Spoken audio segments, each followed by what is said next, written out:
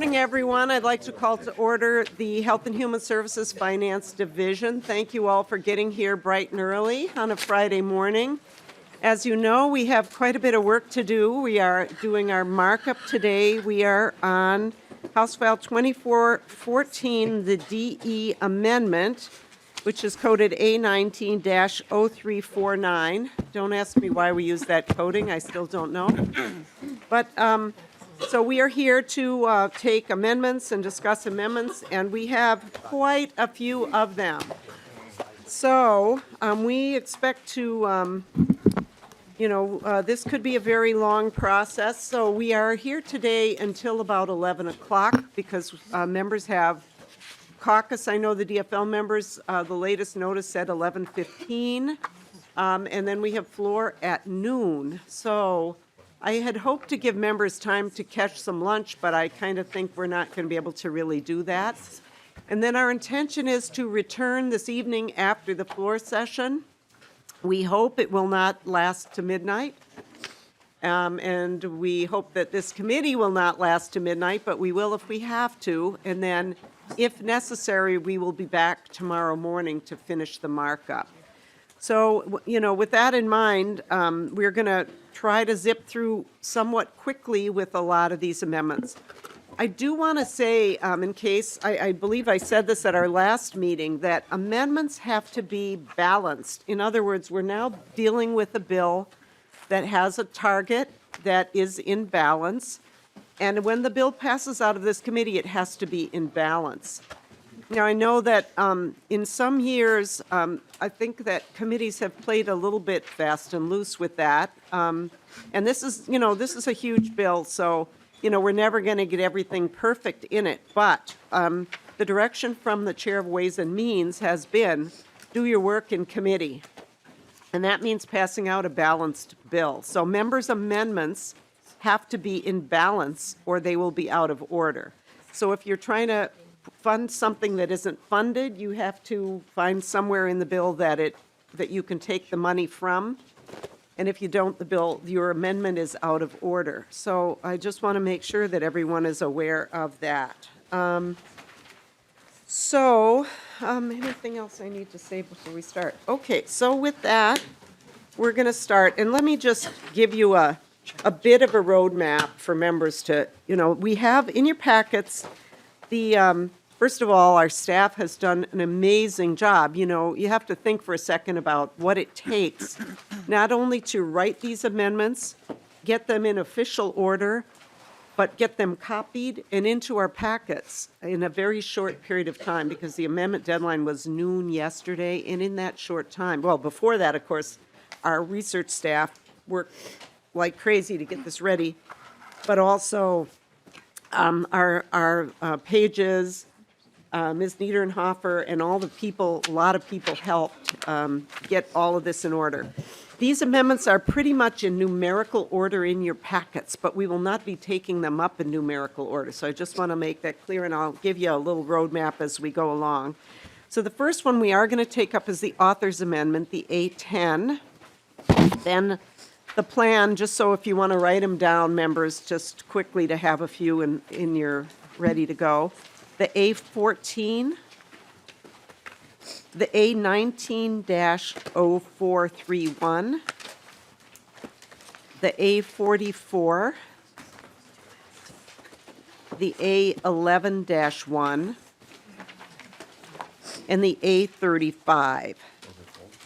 So we'll go as far as that, and then I'll let you know what the next ones will be. So starting with the A10, so the bill is already moved and the DE amendment is already moved. So I am going to move the A10 author's amendment. And I will go through what's in the amendment with you members. A lot of what is in here is just purely technical. There are some items in here that are a little bit beyond technical. Some are pieces of language that were just left out of the bill inadvertently that need to be in there. And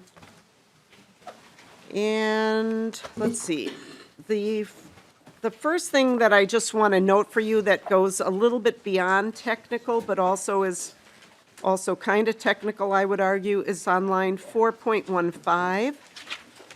As you know, we've done a lot this year with the One Care package, the governor's plan for health care. In that package, there's a dental benefit. And in the dental benefit, the department had put some pretty big changes to the way dental rates are done under Medicaid and under Minnesota Care.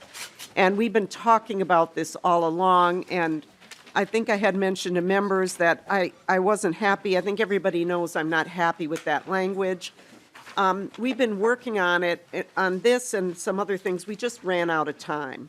And so I'm adding some language here that's, I would more or less call it comfort language, that just sort of says that my intention is to keep on working on this. The department is going to keep on working on this, just to let people know that what's in the bill now is not necessarily what's going to be there. Reminding people that the dental benefit package doesn't start for 3 years. Okay, so this is like not an urgent issue, but that's what this language is. So this is kind of the best we could do on short notice. Let's see. I would like to, well, I'll go through this and then I actually need to make an oral amendment to my amendment.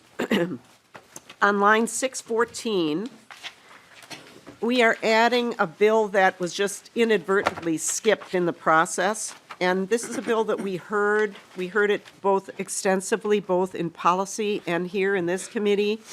And it's a grant for, to educate communities about skin lightening products that contain mercury. So so we're adding this to the bill. It should be non-controversial. It is balanced in the bill because some other money moved around a little bit when we got fiscal notes.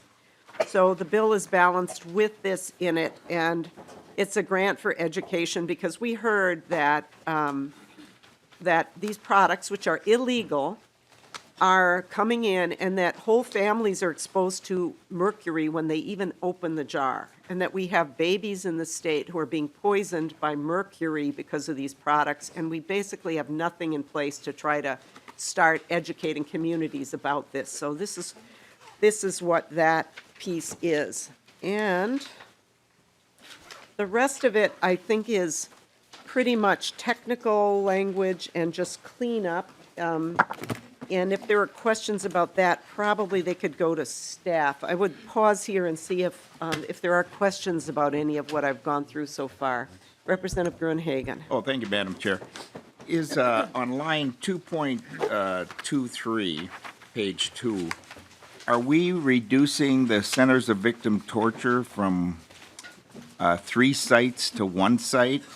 And can you just give a quick, if that's true, what's the rationale, quickly? Yeah, thank you, Representative Gruenhagen. Thank you for pointing that out. Yes, that is what's happening. There's been a lot of discussion with them and having to do with their capability. And, you know, going to 3 sites is they're a wonderful organization, but going to 3 sites is a big lift and might be more than the fiscal note would allow.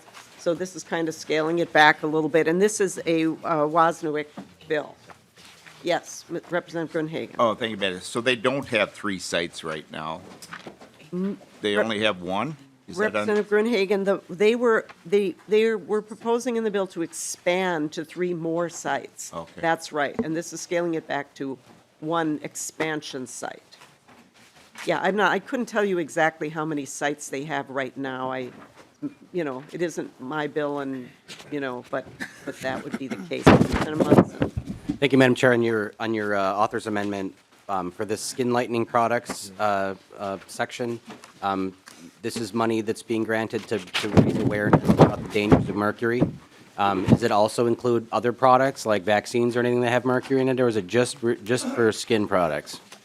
I mean, is it a general awareness on mercury or a specific product? Well, Representative Munson, you could read the language in the bill. It's here, and it's my understanding. It's dangers associated with using skin lightening creams and products that contain mercury that are manufactured in other countries and brought into this country and sold illegally online or in stores.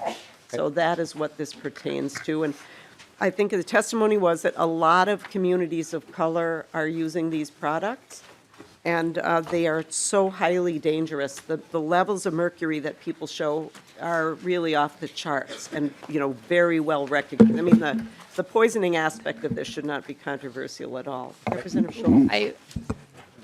Vaccines don't contain mercury anymore. Thank you, Representative Schultz. Okay, so if there are no other questions on what I've gone through, Representative Zerwatz.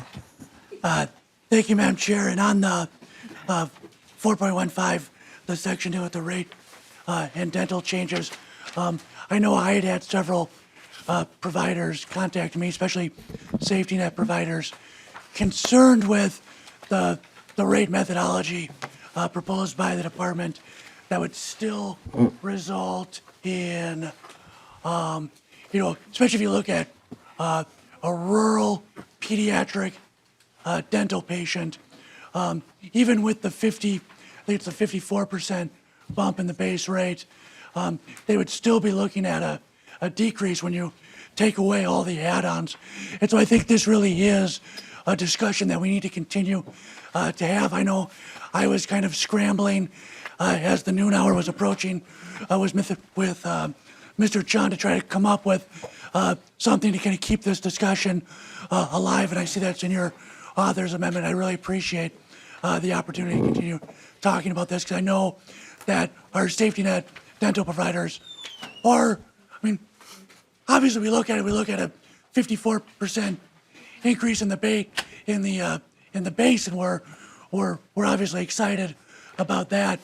But when we have really an infrastructure of providers that have for 2 decades built a practice around taking care of the most vulnerable dental patients in the state, we can't create a system where they're somehow taking a cut. That just doesn't make sense. And so I appreciate your willingness to continue talking about that. And obviously understanding the implementation date in this proposal is still several years out. Thank you, Representative Zerwas, and I know you've had concern about the same issue over the years, and, I want to continue working on this and really dig into this, because as the further I dig in, the more I realize how complicated it really is. And Representative Zerwas, I would love to work with you as well. This should be, and has been, a bipartisan effort. And I just would say that the more, as I learn about it too, my concern not only that we not upset what we've got, but that we also get better access for the money. And I'm not sure if the way our money is being used is getting us the best access for the money. So we really need to look at this deeply. I know the department is trying to do that, and probably if you and I get deeply involved in it, we can make something really happen in the near future. But we can't do it I just couldn't do it as this bill was traveling in this year. We just have too many big things on our plates, but thank you for that. Okay, so I did notice something that was missing from the A10, and that is, if members remember during the testimony, there was a reference to a technical mistake having to do with hemp, and that was about transporting. There's a section in the bill, it's on page 730 of the bill, and it had to do with, Mr. Lamon testified to this, that there was just a mistake about hemp being added to the medical cannabis where in a place it didn't need to be, that had to do with security of transporting hemp.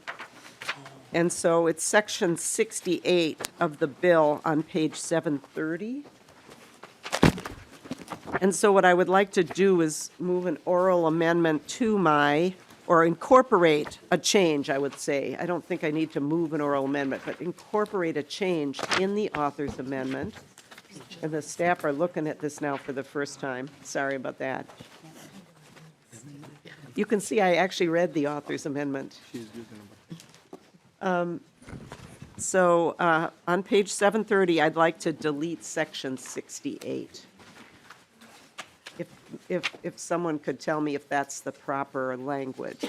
So, and that I assume that that would go after line 6.12 of the amendment to add a new line that says, page 730, delete section 68.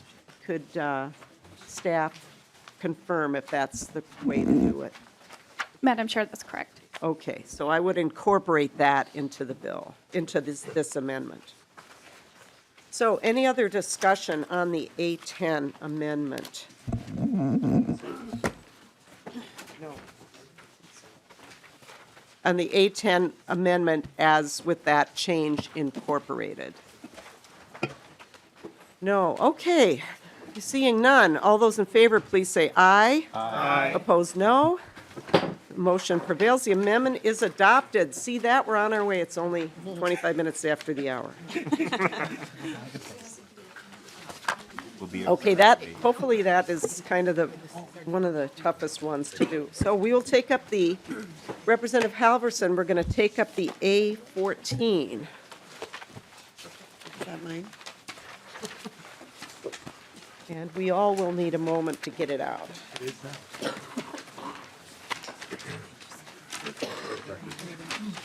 That is mine.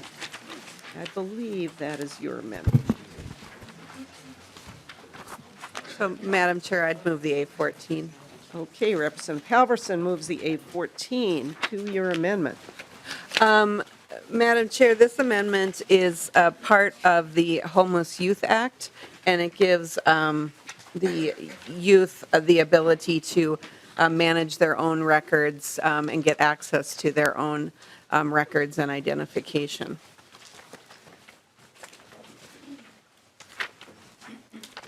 I'm sorry, Representative Halverson, I can't see you, and I didn't quite catch the last thing you said. It gives it's part of the Homeless Youth Act, and it gives the youth access to their ability to get their own records and identification. Very often, these are folks who don't have access to their records through family members, and they need them for various identifications for jobs, to drive, to buy a phone, all that. Thank you. Okay, are there questions to the A14? Representative Munson. Thank you, Madam Chair. Into Representative Halverson and the author, I just have a question on the Minnesota ID cards. What address is put on ID cards if the youth are homeless? Representative Halverson. Madam Chair and Representative Munson, the youth can get access to addresses based on where they lay their head. So being homeless doesn't necessarily mean you don't have a residence that you're staying at. And they could use their permanent address as well if they have family of origin. But your address tends to be where you lay your head. Okay. All right. Seeing no further discussion, all those in favor, please say aye. Aye. Opposed, no. The motion prevails. The amendment is adopted. We will take up the A190431, Representative Olson. Thank you. Just a minute here. Yep. Which amendment? The The A190431, and I think that they may be in the back. These, There we go. All right. I move the A400431. okay, Representative Olson moves the A190431 amendment. And So this amendment actually is due to a law that was passed that adds into the opioid stewardship grants that we have in the bill. It just allows advanced practice nurses to be a part of those teams, which is something we've passed in previous laws, so it's something we need to add in today. okay, so Representative Olson, I understood this to be just kind of a drafting oversight. Is that how you would characterize it? Correct, Madam Chair. All right, any questions to that? All right, all those in favor, please say aye. Aye. Opposed, no. The motion prevails. The amendment is adopted. We will move to the A44 amendment.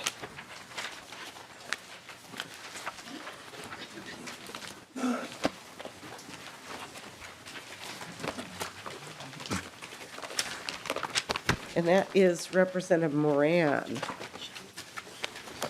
The A44.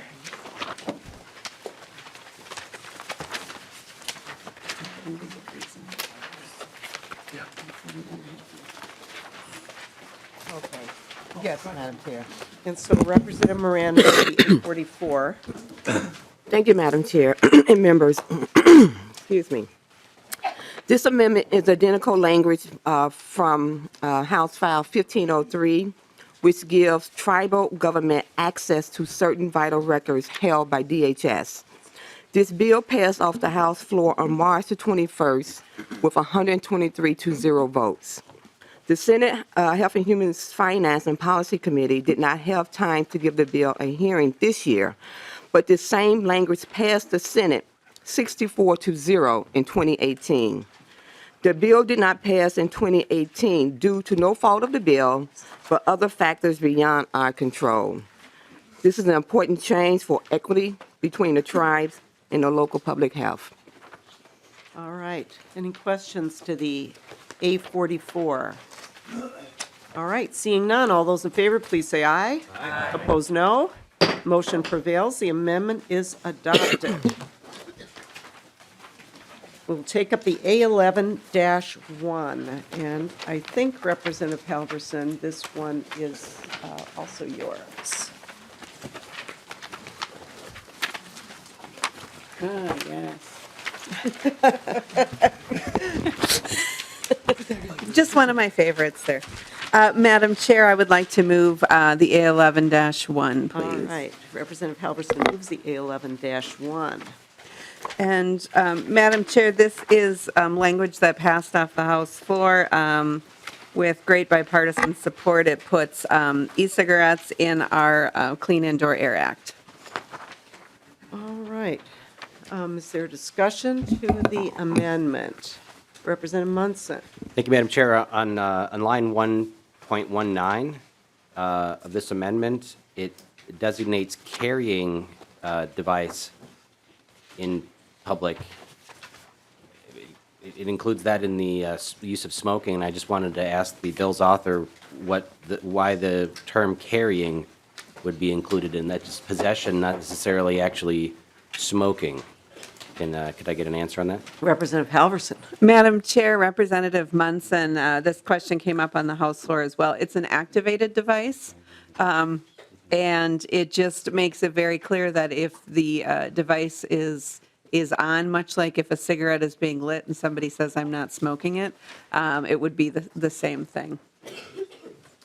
Representative Munson. But for a electronic delivery device, one could argue carrying it with a electrical charge in it would be breaking the law. And I mean, clearly have using an activated electronic delivery device would be there, but carrying it would make possession of a device illegal.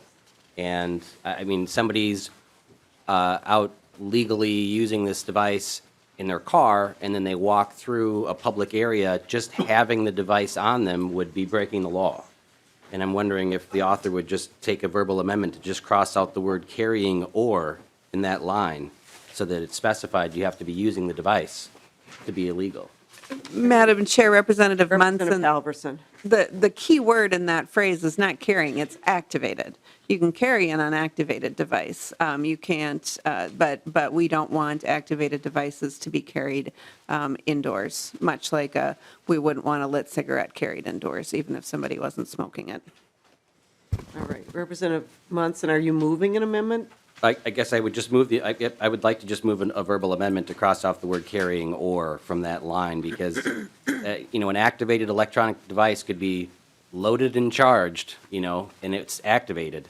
It Yeah. seems like it would be, Okay. don't want to make criminals out of people for just carrying a legal device. Right. So Representative Munson, actually, I think even though it's modifying a word, I think it's a major change to the bill. And so I think that I would say that amendment would be out of order because, I don't want to, we're not, it would mean kind of debating a whole new topic here this morning, and I don't think we're here to do that. So one that hasn't been submitted as an amendment. So I think I'm going to rule that out of order. And Madam Chair? Yeah, Representative Munson.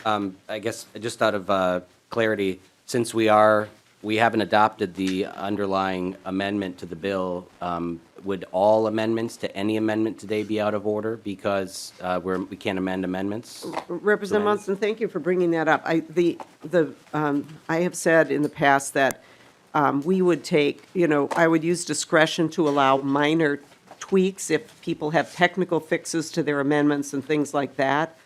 But, in many committees, the answer would be you can't do a thing. We've passed our amendment deadline, and I'm not taking that hardline approach, as I have not throughout our entire time as a committee.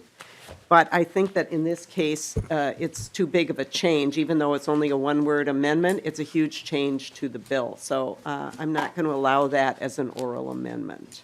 But no, I'm not saying I won't allow any oral amendments. I'm not saying that at all. Okay. Representative Halverson, just one question for you. Is there a cost to this bill? Madam Chair, I don't believe there's a cost to this bill. Mr. Berg? Madam Chair, Representative Halverson, I think there is not a fiscal note on it. The Clean Indoor Air Act exists and has for many years. This just adds a new product to that list. Okay, good. Thank you, Madam Chair. Thank you, Representative Halverson. So Representative Halverson has moved the A11-1. All those in favor, please say aye. Aye. Opposed, no. Motion prevails. The amendment is adopted. And we will take up the A35 Amendment. Representative Acom. Thank you, Madam Chair. This is a rather boring amendment. But, get it? Somebody had to say it. We had a bet yesterday. Well, I had to be prompted to do it, but I'll give credit to Representative Liz Lagarde. This was a bill that he carried, and it did go through HHS policy. I think timing prevented it from continuing on. It was also passed last year in the Omnibus bill and then vetoed. So it does come with a cost that does not come out of our budget, but comes out of a special account, and I forget what account that is, but I bet Mr. Berg could help us with that. All right. Thank you, Representative Acom. Mr. Berg. Madam Chair, Representative Acom, yes, this is contained in Senate File 890. There is a fiscal note on it. It has $136,000 in costs out of the state government special revenue fund, and as Representative Acom mentioned, most of this bill, I think, although there's a slight change, passed last year, and it does not change our target. The state government special revenue fund is fee-based, and this doesn't spend general funds. Okay. All right. So with that, are there questions to the amendment? All right. Seeing none, all in favor of the A35, please say aye. Aye. All opposed, no. The motion prevails. The amendment is adopted. So now we are going to take up. Oh, okay. So members, you were getting handed out a new spreadsheet, and this new spreadsheet reflects the author's amendment, just so you're aware.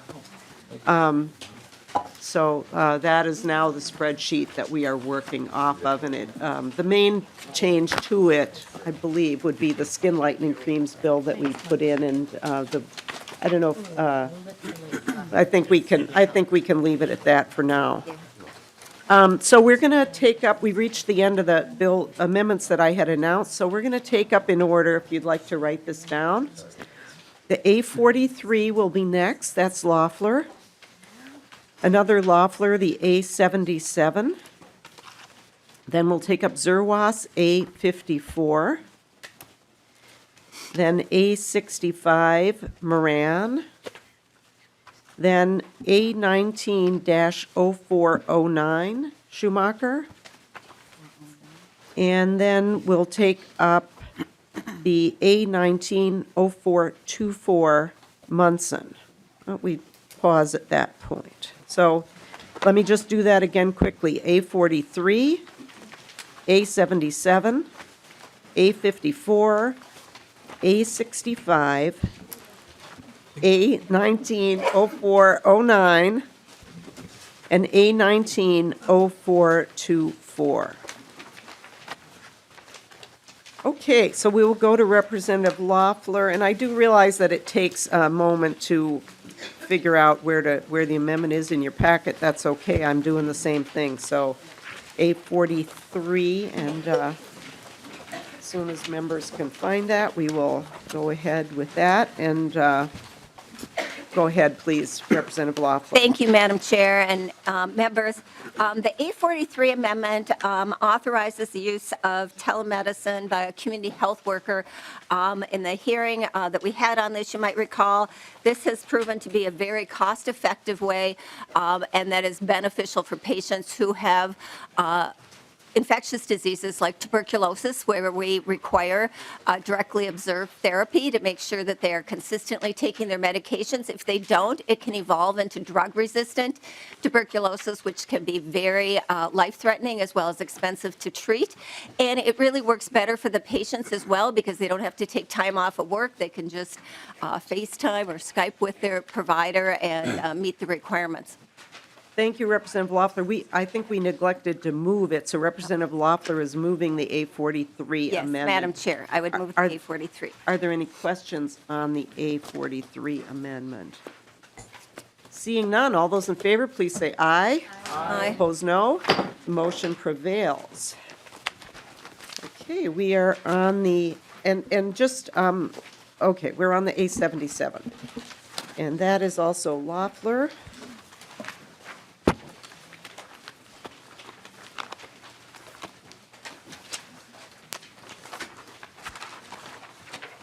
And if you have that in front of you, Representative Loeffler. Thank you, Madam Chair. I'd like to move the A77 amendment. And what this amendment does is it puts in law the current consumer protections in the Unified Drug Formulary that's being proposed in this bill and by the Department of Human Services. It provides for expedited exception requests and appeals and a lot of consumer protections so that if someone is currently on a prescription drug and the formulary changes, they get advance notice, they can get a response within 24 hours on their request for an exception, and it assures that our public formulary will meet the standards that we've discussed with other formularies. All right.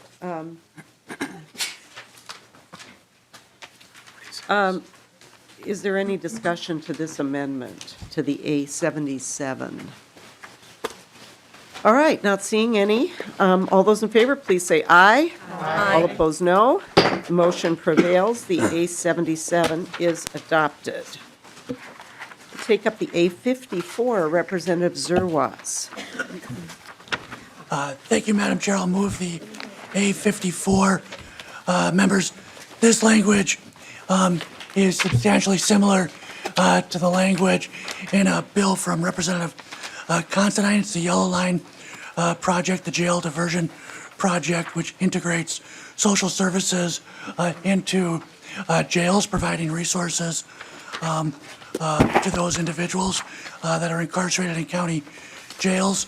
The amendment, the differentiator between the Representative Considine language and this language is the Considine language would have generated a state cost for the federal share, but this language will have counties pick up the federal share if they choose to participate in this project. That keeps your bill, Madam Chair, in balance.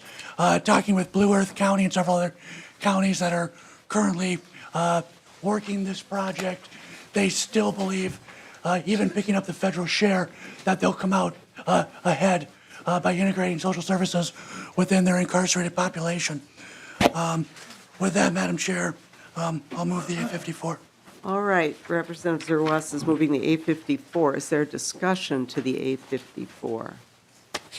Okay, I have a question, Representative Zerwas. So I am interested in this language that's in this bill or in this amendment, officer involved. That's such unusual language for us to use in Health and Human Services, and I'm wondering, as I've read this bill, in what way is an officer involved? I mean, I understand that this is meant to divert people from jails, but where's the officer involvement in this bill? Yep, thank you, Madam Chair. That's a great question. So if you see the struck language or the stricken language is post-arrest, and the entire point of the Yellow Line project and the changes is to try to do a jail diversion, and if at all possible, avoid an arrest and incarceration of someone having an acute mental health episode. And so what the language we landed on was officer involved. And so 911's called, a police officer is there, they're engaged. The person oftentimes is detained, but hopefully we're able then to divert the individual to the appropriate resources, and we are not putting someone that needs medical treatment into the criminal justice system. So we've arrived at officer involved, but the big takeaway is whenever possible, we are mitigating or avoiding an incarceration. All right, thank you, Representative Zerwas. I'm going to just ask Mr. Berg if he can to comment, or maybe if DHS wants to come down and comment with it. Madam Chair, I believe this way is, I haven't talked to the department, I believe as Representative Zerwas indicated, this is meant to extend the county's ability to pay the non-federal share so that it should not have a cost. Maybe the department can confirm Yeah. that if you want. Yeah, can someone from DHS come down and just give us the word on that, whether this is, has a cost? Welcome to the committee. Thank you, Madam Chair. Matt Burdick with the Department of Human Services. To the question, no, this language as drafted does not have a cost. It really just does some cleanup based on our conversations with CMS and with Blue Earth as we've been developing this benefit. All right, thank you. Representative Loeffler. Well, thank you, Madam Chair. And a number of counties are doing similar sort of approaches, but they're diverting people even before the officer is engaged. They're dispatching mental health and other people to respond to the call or the concern. And I'm concerned that this is pretty narrow. And on line 2.26, it actually only provides for the county to pick up the non-federal share if it's post-arrest. And so I don't think that Section F is clear at all or reflects the intent of what we just heard.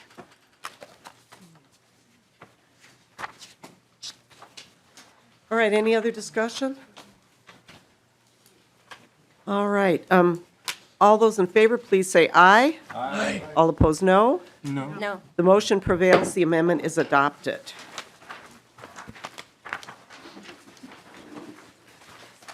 House, the A65, Representative Moran, and give us a moment here. Thank you, Madam Chair. I would like to move the A65 amendment. So as many of you know, I have been carrying a few bills around child protection. And as I looked through and was a co-author of the Child Welfare Training Academy that Representative Creasure carried, along with looking at the governor's language around the child welfare training, I saw there was just really some key words that was missing from that training. We know there are huge disparities within the child welfare system. And as we begin to work on this academy, the Child Welfare Training Academy, I think it's really important that we insert some really clear language around what we will also hope to do within that child welfare system around the disparity. So the first part of the amendment modifies the existing language in the Child Welfare Training Program section relating to the content of the training. It adds more specific language and more emphasis on racial disparities in the child welfare outcomes and implicit bias for the purposes of the training. The second part of the amendment is from Senate File 2750, which directs the commissioner to review opportunities to implement kinship navigator models to support placement of children with relative foster parents. And then the third part of the amendment also comes from Senate File 2750, which requires the commissioner to develop and provide guidance and issue a bulletin to assist local social services with conducting relative searches. It is my understanding that DHS already does this to some extent. Therefore, it shouldn't be a cost associated with it. Okay. That's it. And Representative Moran, I just want to make sure, so you moved it, right? You moved Yes, I the did move amendment. it. All right, thank you. So are there questions to the amendment? All right, not seeing any, and I don't know if we want to, Mr. Berg, do you want to comment on the cost issue? Madam Chair, I think Representative Moran is correct. I mean, that we have funding for the Governor's Child Welfare Training Academy in here. This language just provides some direction on how they have to approach the training, so Excellent. All right, thank you very much. All right, seeing no further discussion, all those in favor, please say aye. Aye. All opposed, no. The motion prevails. The amendment is adopted. Moving on, so I understand the A190409 is withdrawn. Okay. And we will move then to the A190424, Representative Munson. Thank you, Madam Chair. So this is the Patient Right to Shop Act.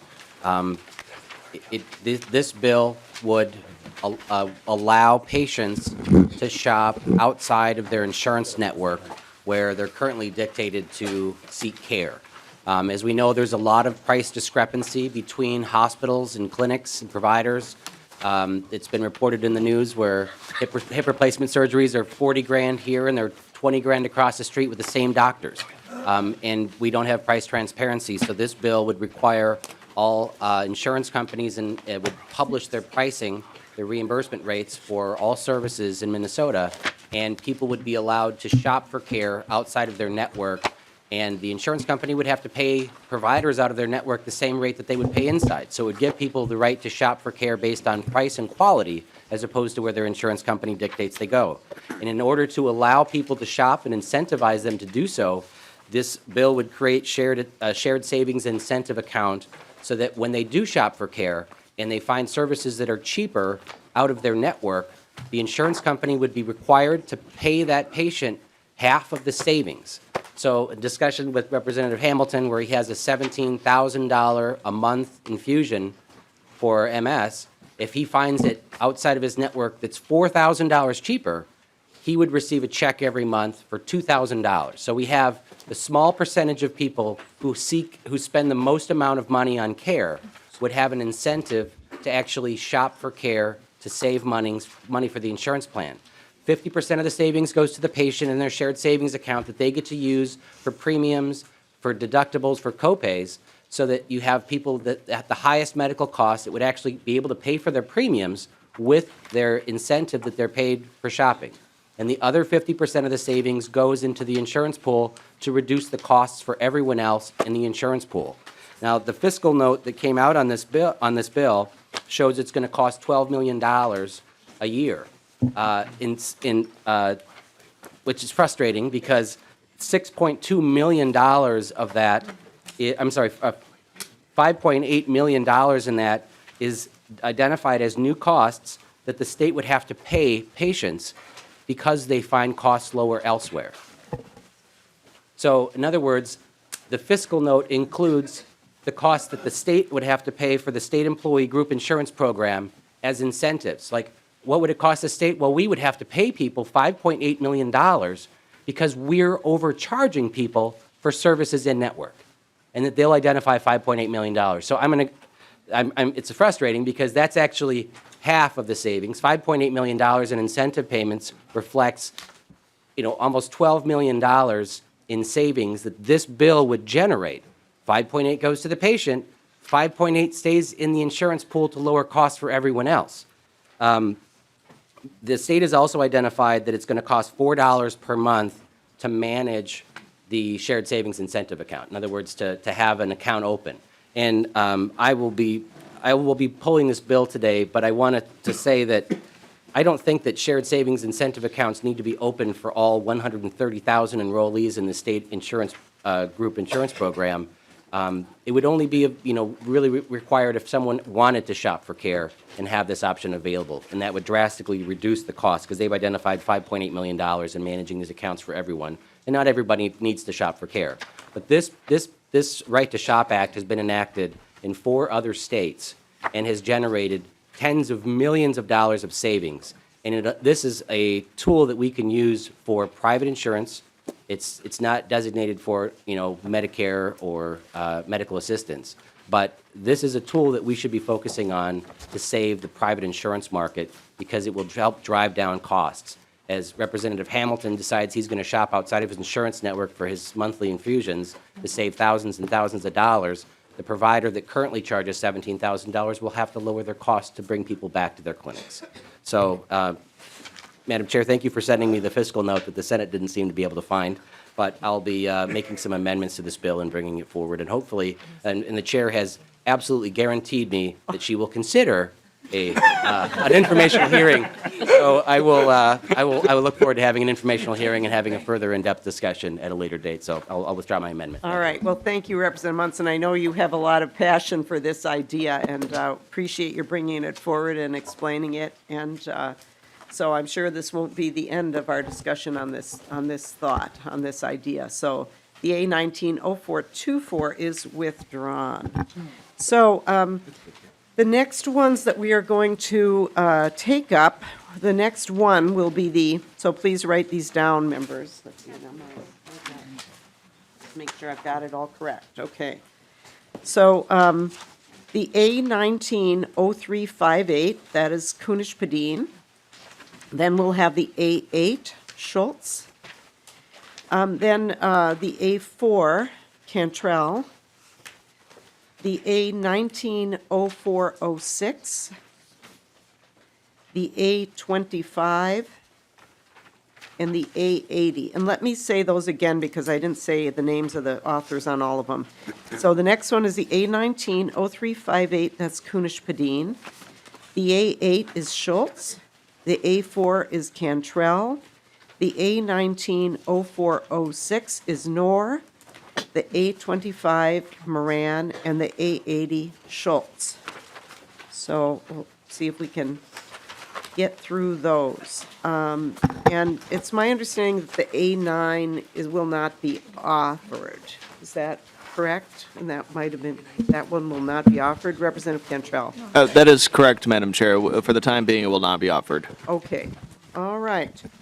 So the A190358, Representative Kunish-Padin. Thank you, Madam Chair. This is Representative Bonner's bill. So this amendment is to a task force that is set to evaluate and study community restoration programs for individuals in the criminal justice system who have been deemed incompetent to stand trial. And what this amendment does is it specifies members for that task force, and then it just cleans up some of the language. All right, and so Representative Kunish-Padin moves the A190358. And Representative Kunish-Padin, it's my understanding that the reason that this is different than what's in our bill is that it's a separate bill that's moved through the committee process, and these are changes that are the result of our committee process. Am I correct? Yep, you are correct. Thank you. All right. Questions from members? Representative Halverson. Madam Chair, just on behalf of all the English majors in the room, line 1.9, getting rid of the superfluous apostrophe, I approve. Thank you, Representative Halverson. Maybe we could save money on apostrophes. Okay, is there any other discussion to the amendment? Seeing none, all those in favor, please say aye. Aye. Those no. The motion prevails. The amendment is adopted. We'll take up the A8, Representative Schultz. Thank you, Madam Chair. I move the A8 amendment. This amendment modifies the medical loss ratio language in the delete everything amendment. So it puts a medical loss ratio of 80% on short-term health plans. And thank you, Representative Schultz. I am sure that nobody has any questions on what that means. Does anybody have any questions on what that means? Representative Grunhagen. Oh, thank you, Madam Chair. Yeah, I think that's the same as for individual plans, if I remember right. Yeah, the loss, Representative Schultz. thank you, Madam Chair, Representative Gruenhagen. So it's an 80% means that 80 cents of every premium dollar has to go to pay medical claims. Yeah, and you're- And we're just extending that to these short-term limited duration health plans. All right, any other discussion? All right, seeing none. All those in favor, please say aye. Aye. Opposed, no. The motion prevails. The amendment is adopted. Take up the A4, Representative Cantrell. Thank you, Madam Chair. I'd like to move the A4 amendment. And what the A4 amendment does is it enshrines into our statutes the essential health benefits package requirements for health plans should the Affordable Care Act suddenly cease to exist. Okay, Representative Cantrell, is there any discussion to this amendment? Representative Gruenhagen. Oh, thank you, Madam Chair. Yeah, I would just say I would oppose this amendment. When the Affordable Care Essential Benefits came out, the Minnesota Comprehensive Health Association, which insured people with uninsurable conditions, covered treatment for certain autism conditions, and the essential benefit didn't. We also had testimony here, if I remember the condition right, something to do with PANS that used to be covered by insurance. I did check with Blue Cross, and they said if it's outside the essential benefit set, we don't cover it. So again, government micromanaging what is and isn't covered is not a good way to provide health care, because their primary incentive is to lower cost rather than provide the medical care that's needed. So I would oppose this amendment. I don't believe government should be setting what those requirements are. And I think the health plans have more empathy than cold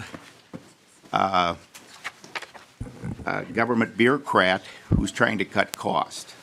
Those are my thoughts, Madam Chair, so I'd urge opposition to this amendment. All right, thank you, Representative Gruenhagen. Yeah, there are probably a lot of bureaucrats in this room. I hope they're not cold. Representative Cantrell. They look warm. Thank you, Madam Chair. And to that point, I really think that as a legislature, it is our responsibility to ensure that the most vulnerable patients in Minnesota are protected in statute. And the difference between cold bureaucrats, which I hope there aren't any, at the health plan companies, and what our responsibility is that our responsibility is first and foremost to the people. We are accountable to the people of Minnesota, whereas the health plans are not. So I think along that line, I would very much appreciate a yes vote on this amendment. Madam Chair? Representative Gruenhagen. Oh, I would simply respond that an insurance company survives based on clients. They are the most accountable entities out there to serve the needs of the clients. If they don't, they go out of business. Unfortunately, government, whether they serve the needs of the most critically ill patients or not, they stay in business. And that's one of the problems with socialism. Thank you, Madam Chair. All right, is there any other discussion from members? Representative Munson. Thank you, Madam Chair. I would also be opposed to this amendment, and I think that we just need to take lessons from the failure of Obamacare, that it's failed because of the regulations that were put in, that we shouldn't be creating following the same blueprint for failure by writing that into law in Minnesota. I think we need to learn from why Obamacare is failing and do something different versus copying the same thing and putting that into statute here in Minnesota. Representative Schultz. Thank you, Madam Chair. I would not characterize Affordable Care Act as a failure. It insured millions of individuals in this country, and it's doing what it set out to do, which was increase access to health care. It did not, its primary objective was not to reduce the cost growth. That was supposed to be phase 2 of the initiative. So I support this amendment. I think insurance companies are set out to maximize their profit or their revenue, and to do that, they could limit benefits and then select just healthy enrollees to make a profit. And so that's why they may limit the benefit set if we didn't have regulation by the government. I think Representative Halverson, did I see your hand up before? No, okay, Representative Munson. Thank you, Madam Chair. And I would say that the Affordable Care Act was not affordable. But I would like to ask the author of this amendment what the fiscal cost is of this amendment. And there has to be some numbers involved with this, especially if you're asking for a federal waiver or funding to cover these changes. Representative Cantrell. Thank you, Madam Chair. I believe that this amendment does not incur additional fiscal costs, but perhaps Mr. Berg would be. Mr. Berg. Madam Chair, Representative Munson, the issue here is this is the current situation. This does not change anything. It anticipates if federal law were to change, state law would remain the same, but it does not actually change anything in the current situation. All right, so no cost. Representative Gruenhagen. Thank you, Madam Chair. Just quickly, our uninsured rate is increasing as it is across the nation, okay? So Obamacare has shown to be a failure. We're between 6 and 7%, according to the last statistic, of uninsured now, after spending an estimated $2.7 trillion nationally over 10 years, which was only supposed to cost $969 billion. Government health care is a disaster in terms of coverage and cost. And now we're seeing increased uninsured people. Thank you, Madam Chair. All right, well, Representative Bierman. Just want to weigh in on the conversation since we're going to have a little more. I'll keep my comments brief. Affordable Health Care Act, I think, has been very successful. Price has been not a factor in my policies for my business and for my employees, but it's a work in progress. Like this whole healthcare system in this country is a work in progress, and the ability to change or correct things is what we're all here for today. And as Representative Cantrell mentioned, when the insurance markets, the private markets, don't step in, that's when we must. So we're going to have to continue to keep doing that. And insurance companies, Representative Gruenhagen is correct, they do value their clients. They're just focused on profit like all capitalist businesses are, and much to the detriment of those who cannot afford coverage. So we're in that pinch of more people not being able to afford their plans and having to seek help elsewhere. That's where we come in. I recommend a positive vote on this bill. Thanks. All right, thank you. I'm tempted to jump in, but I'm not going to prolong the discussion. Thank you. All those in favor of the amendment, please say aye. Aye. All those opposed, no. No. The motion prevails. The amendment is adopted. Okay, Representative Knorr, the A19-0406 amendment. Thank you, Madam Chair. This is a bill from the Integrity Division from DHS. We're trying to clean up some few language in it. It's a lengthy bill, but I just wanted to put some few things forward. I would like to move A19-0406 amendment, Madam Chair. Okay, so it is moved. Representative Knorr. So to put forward, I think we've had about a lot of issues about childcare and other programs, about abuse and fraud and many other things. This is ensuring that we take care of those individuals who need services. At the same time, hold those individuals who commit intentional program violation accountable. So this clarifies some of the issues that have been brought forward. So there's clarification on administrative disqualification, on childcare providers and caring for a childcare assistant program. At the same time, it also clarifies the penalties, the criminal penalties for anyone who's involved in Health and Human Services program. And this clarifies some of the issues that have been left out from the previous bill that was carried by Representative Pinto. And with that, Madam Chair, I just wanted to bring the Health and Human Services team to clarify this amendment in details. Okay. Is there someone? Yes, Madam Chair, we have someone We from have a DHS. testifier.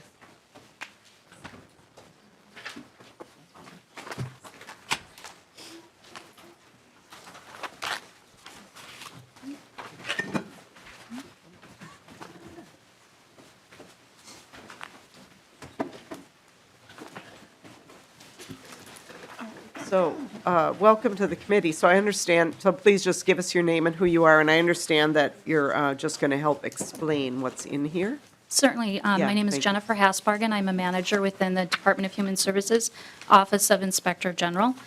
And so I'm going to, if I can, I'll start with the big ones and I'll come back to some of the child care. And actually, I'll start with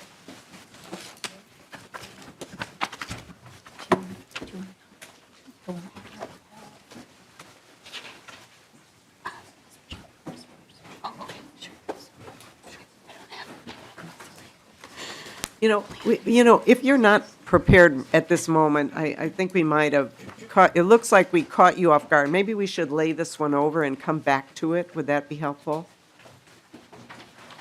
Sure. All right. I think that would be. Representative Noor? That will be. All right, so we're gonna lay over the A190406, and we will return to it sometime later. Okay. So the next one is the A25, Representative Moran. Thank you, Madam Chair. I would like to move the A25 amendment. Okay, please, go ahead. So members, the A25 amendment was written in consultation with DHS, and it achieves two goals. It creates clarity with the changes to foster care licensing that final authority for licensing decisions continue to reside with the commissioner. And two, it decreases a barrier to licensing for some kinship families by making car seat training more accessible. So to give you some background on this, this language was provided by DHS to address a barrier for families who are caring for kin. When kin agrees to care for children, they know the children they will be caring for, they know them, and the car seat that the child uses. They do not need the 3-hour child car seat training on the full range of potential car seats for children who may enter their care because they're kin. This language allowing for a shorter training for kin has been agreed to by the Department of Public Safety. Training will be required for children under the age of 8 and allow kin to satisfy the requirement with a shorter car seat training that is targeted to the needs of the children in their care.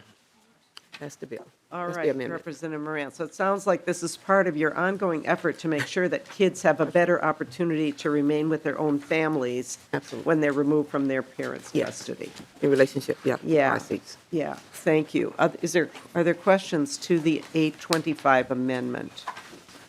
All right, seeing none, all those in favor, please say aye. Aye. Opposed, no.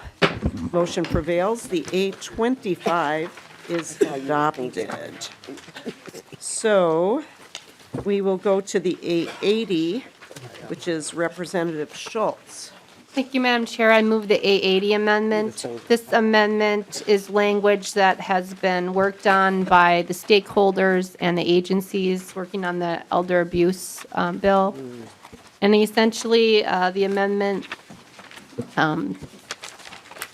removes these independent senior living facilities from being licensed if they only offer very minimal supportive services. So it clarifies what are not licensed assisted living facilities, puts that more definitive in language. It clarifies that the Department of Health would have no regulatory responsibility of these types of independent senior living facilities because there are no health-related services being offered. It adds protections against deceptive marketing, and it gives enforcement authority to the Attorney General and the residents for violations of the statutory requirements of this one section under existing consumer protection law. It also removes daily wellness checks from the supportive services being offered by these independent senior living facilities. since these facilities would not be licensed under the licensure regulation being worked on. And that's the amendment. All right, thank you. Are there questions to the amendment? All right, seeing none, all those in favor, please say aye. Aye. All opposed, no? The motion prevails. The amendment is adopted. Don't go to sleep on me, folks. Okay. We're almost getting there. All right, so now we're going to take up, we are moving right along. This is good. This is really good. So the next ones we are planning to take up will be the A19-0381, Representative Baker, the A19-0399, which I don't know exactly whose amendment that is, Representative Schumacher. And then we'll take up the A16, which is, I understand is also Representative Schumacher. And the A7, Representative Halverson. Sorry? Okay, and so we'll stop at that point for right now. So let's all find the A19-0381.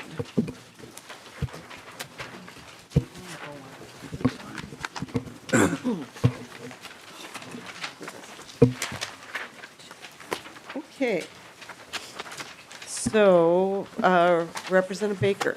Madam Chair, thank you. I'd like to move the A19-381. This was, members, a Representative Claiborne's, thank you. I'll spell 2241.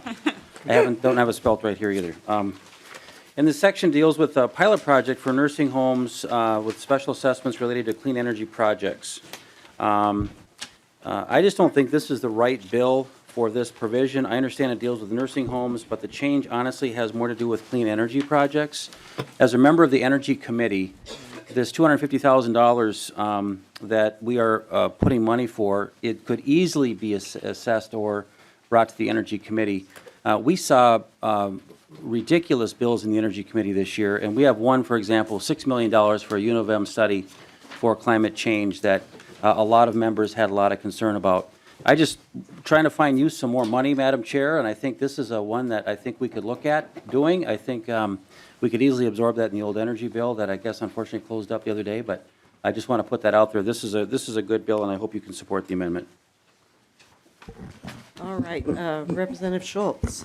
So the underlying bill by Representative Claiborne is a change in reimbursement rates to nursing homes based on becoming energy efficient and trying to save money.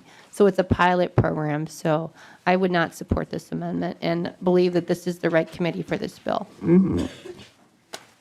All right. The chair of the Long-Term Care Committee believes that it belongs here. And Representative Schultz, was this heard in your committee? Yes, it was, Madam Chair. All right. Other discussion to the amendment to remove Representative Claiborne's bill? Representative Munson. Thank you, Madam Chair. I'm in support of this amendment, especially because we're looking at cutting reimbursements to nursing home facilities and at the same time spending money on stuff that should be going to nursing homes, part of their other rates. I just think that I agree with Representative Baker that this should belong in the Energy Committee as some other incentive. We already have an incentive out there for replacing LED bulbs. There's a lot of money that's kind of being wasted on programs. There's already incentive for them to put some energy efficiency projects out there, and I just think that this is not an appropriate use of money for Health and Human Services. Other discussion? Madam Chair.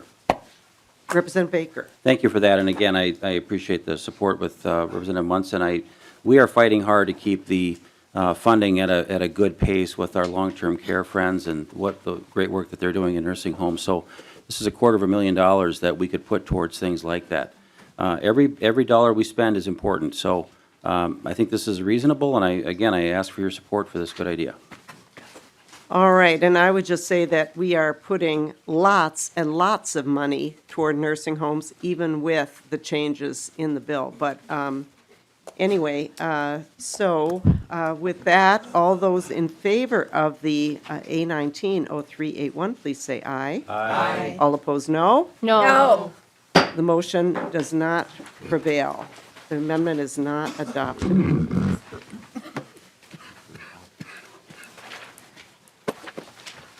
Okay, Representative Schumacher, the A19-0399.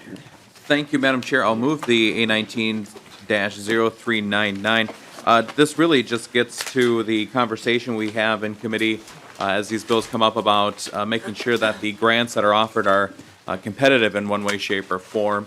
This amendment's intent is to just make sure that that language is included in there, even though we know what the intent and where these grants will likely end up going, even because they're usually the ones that bring them forward. This just allows for the language to show that these grants are still competitive. All right, is there discussion to the let's just, maybe I could ask House Research to just tell us exactly what the amendment is taking out and exactly what it's doing. Who could do that for us? The A19-0399.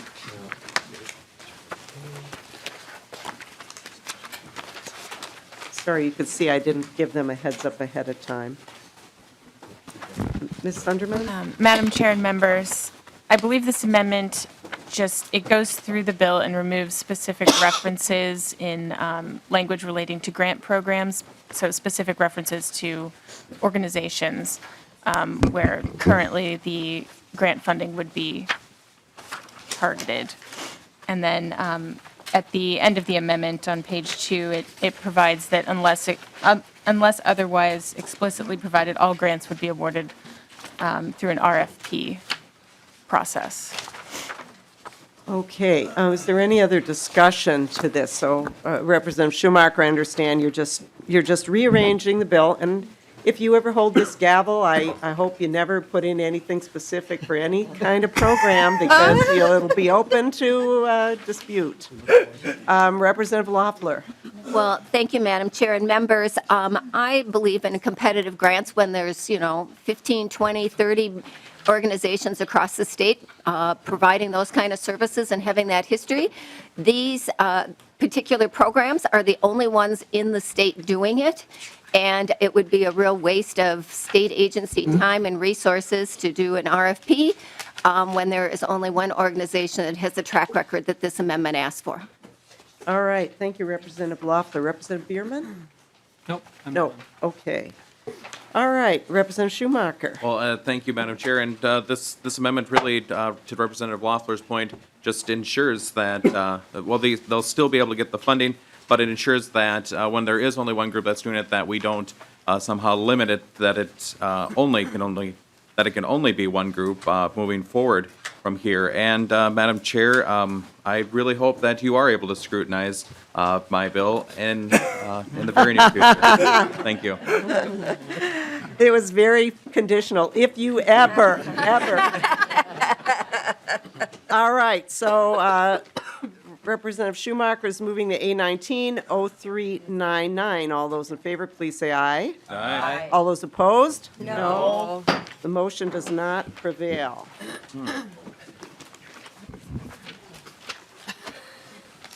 And the amendment is not adopted. Okay, the A16. Thank you, Madam Chair.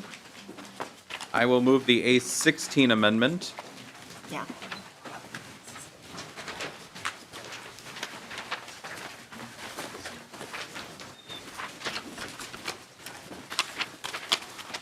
All right, Representative Schumacher moves the A16 amendment. Representative Schumacher.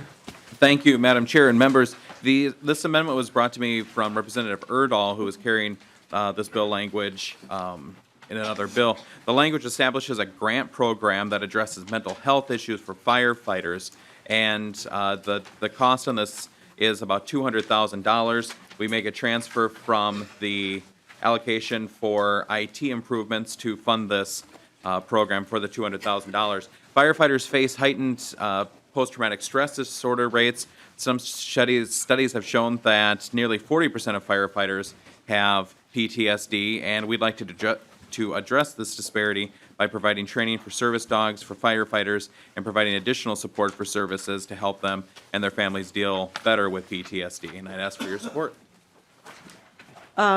Is there any discussion to this amendment? Representative Haley. Thank you, Madam Chair. And I'd just like to speak in support of this amendment. This has been brought to my attention from the firefighters in my district, and we have focused a lot on mental health in this committee this year, but I think this is a group that we haven't talked enough about, and I would support Representative Schumacher's amendment.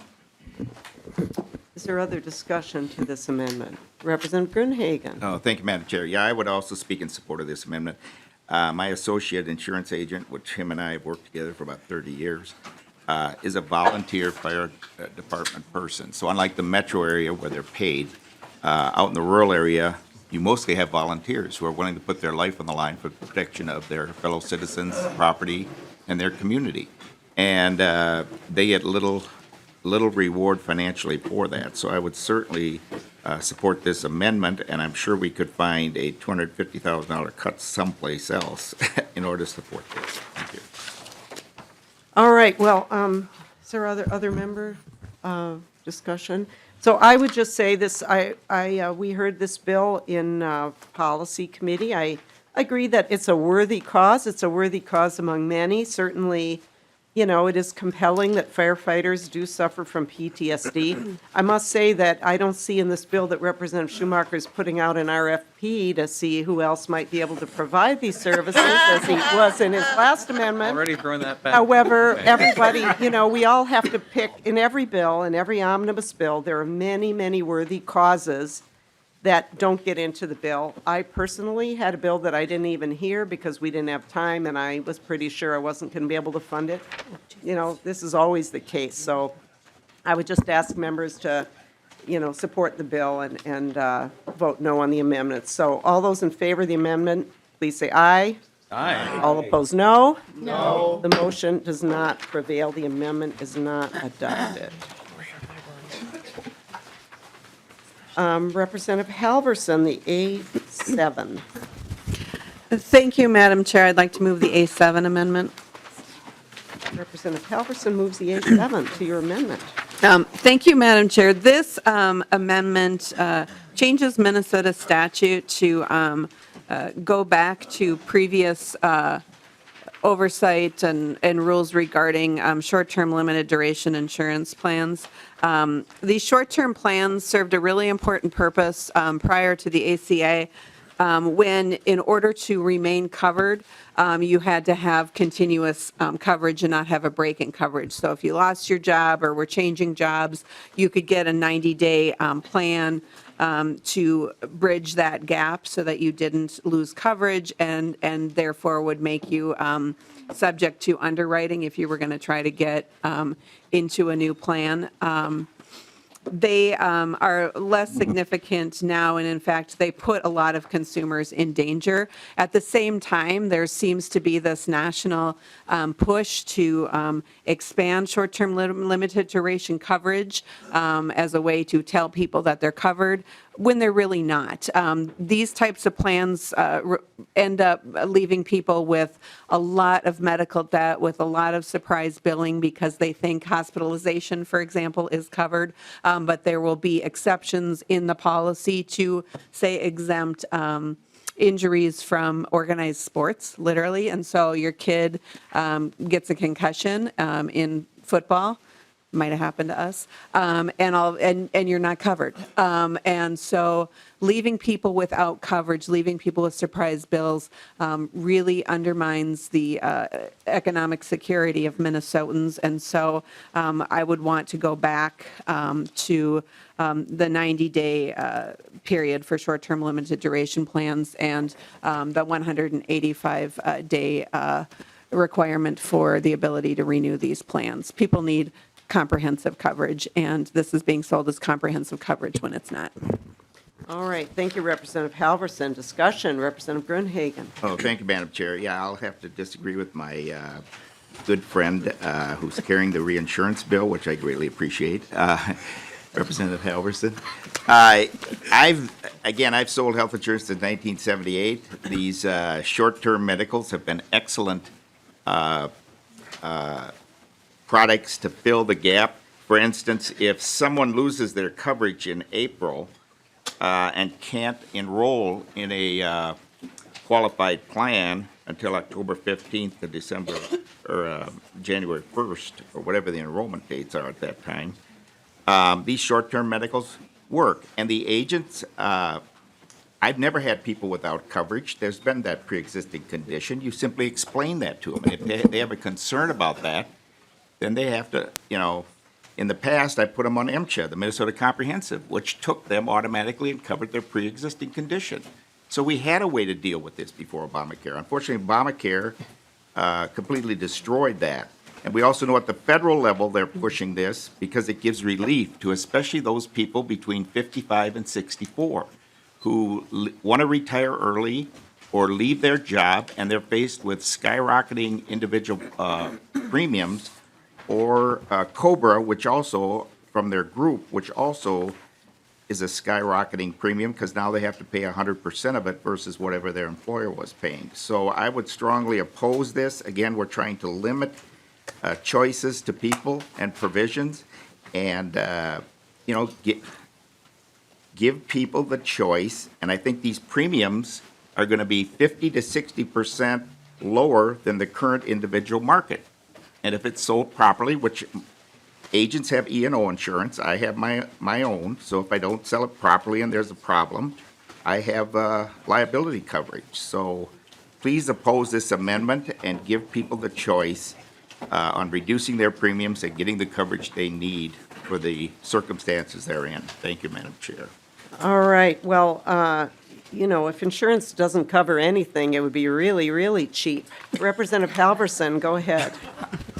Thank you, Madam Chair. This change actually happened at the federal level with a change of rules at the federal level, and there was a public comment period with regard to the expansion to these coverage limitations for short-term limited duration plans. And 98% of the public comments from patient groups, from physicians, from nurses, from others was opposed to these changes because of the problems that they leave people with. And Minnesotans should not be paying to be uninsured. And they serve a very limited purpose. And I will also say there has been a really concerted effort for groups to start marketing these plans as insurance. This is not insurance. This does not provide adequate coverage for Minnesotans. This is a stopgap measure. It's an emergency measure. And they're being sold as a way for people to get cheap coverage, but it's not coverage. I heard some testimony at a national conference with regard to short-term limited duration plans, and the companies that market these products were selling them as actual insurance coverage. And they actually testified that if states had a problem with these being the kind of coverage that short-term limited duration plans provided or didn't provide, that the states could just pass mandates, which of course they would come right in and oppose. So these are not designed to give any type of coverage, comprehensive coverage to Minnesotans and leave people with exorbitant medical bills and leave people who need care out in the cold. I think Representative Munson, did you have your hand up? Yes, I did, Madam Chair. Thank you. I'm very opposed to this amendment. And I understand Representative Halverson's argument that this type of coverage is not the full, expansive Cadillac plan. But we're dealing with 5% of Minnesotans who have left the private market because they can't afford the insurance that's out there. They're out car shopping for an affordable Honda Civic, and all they're given is Cadillacs, and they can't afford those plans. So this bill would remove people's ability to get something for insurance. Something. It isn't ideal, but you're removing people's ability to buy a plan that's more affordable that gives them some insurance. Whether they fall off the roof or something else, they need to have some insurance to protect themselves. This isn't just about health insurance. Sometimes this is about homeowners insurance, so that if you get sick, you don't lose your house. And people that are going through major life changes need an option for something out there. And you're taking this away from them. And this is an insurance plan that is more affordable, doesn't offer all the bells and whistles, but people need something. And so this is such an important change that you're doing. Madam Chair, I'd like to ask for a roll call vote on this because I need to understand, people need to understand who is taking this important option away from them. All right, a roll call having been requested, roll call. Representative Halverson, are you taking away short-term plans or just bringing them back to where they were before they were recently expanded for use in Minnesota? Madam Chair, the amendment simply brings them back to the expectation, the regulation that was in place prior to 2015. So it makes them truly short-term.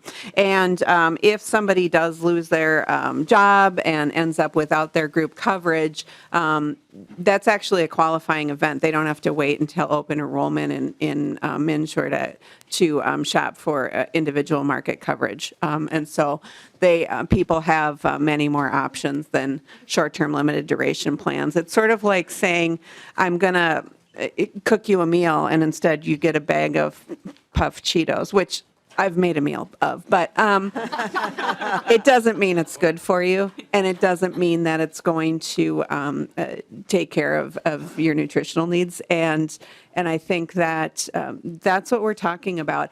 And the more these are being marketed as a solution to affordable health care coverage, the more people are going to be at risk financially of losing, of medical bankruptcies and other problems that have plagued people prior to the ACA. This is putting people way more at risk. You get a cancer diagnosis when you're on this, you're out in the cold. You get diagnosed with diabetes when you're on one of these plans, you're out in the cold. Or the example that I get, your kid gets injured and there's a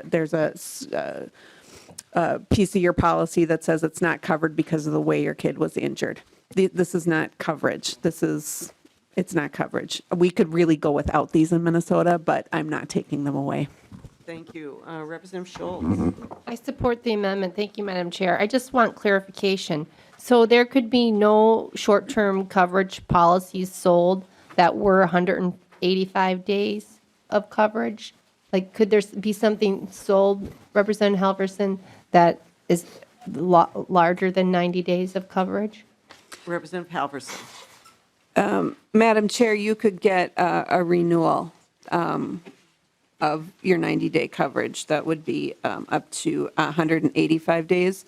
Current law and our federal rules changed to have this be coverage for a year. That's a lot of vulnerability, for people to be basically without paying for coverage that doesn't cover anything for a year. Okay. Representative Schultz. Thank you, Madam Chair. I've received a lot of calls for people who are on these short-term limited duration insurance plans, and they just don't realize that many things aren't covered in that plan, and that could lead to bankruptcy because of their costs that they thought were covered but were not.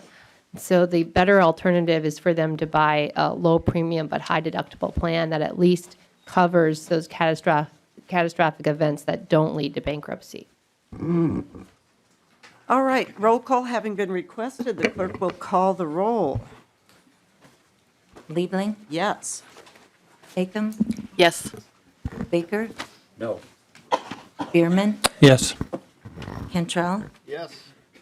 Branson, No. Gruenhagen, No. Haley, No. Halverson, Yes.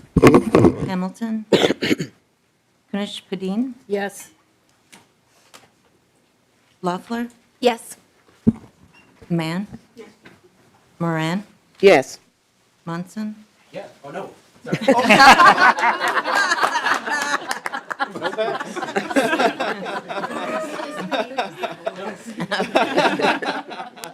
It's still early. Noor, Yes. Olson, Yes. Schumacher, No. Schultz, Zerwas, No.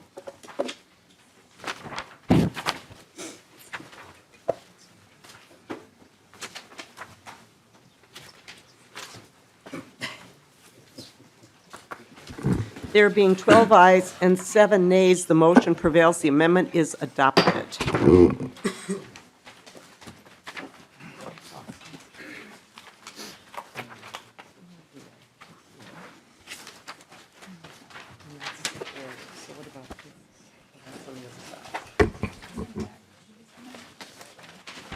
Okay, so we're going to take up these amendments. Here's the order for the next group of amendments.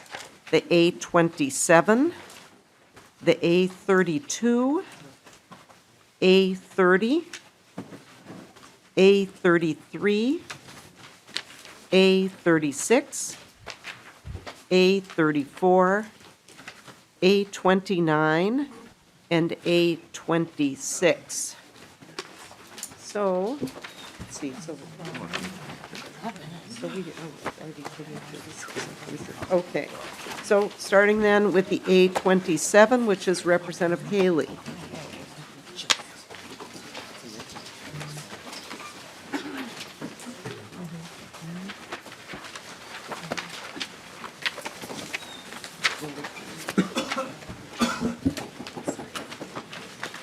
Thank you, Madam Chair. I would like to move the A27 amendment.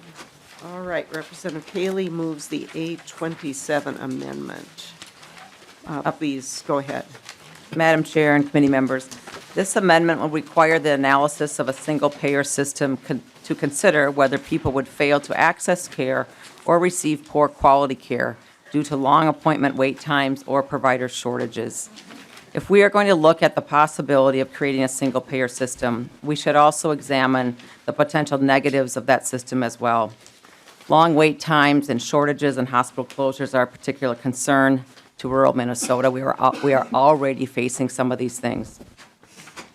News stories from countries with single-payer where individuals were forced to wait incredibly long times for care come out every single day in the press. In Canada, some patients are forced to wait an average nearly 20 weeks between seeing a primary care doctor and a specialist for medically necessary treatment. We hear stories all the time of these patients from Canada coming over to Minnesota to receive prompter care. So we need to know exactly what we are getting ourselves into, and I would appreciate your support of this analysis and the amendment. Thank you. All right, discussion? Representative Gruenhagen? Thank you, Madam Chair. Yeah, the Minnesota Hospital Association in 2016 came out with analysis that 39%, almost 4 out of 10 of our hospitals in the state are losing money. Many of them are barely making any money, especially in the rural area. So I strongly support this amendment and appreciate Representative Haley bringing it forward. So Haley moves, Representative Haley moves the 827. All those in favor, please say aye. Aye. All those opposed, no. No. The motion does not prevail. The amendment is not adopted.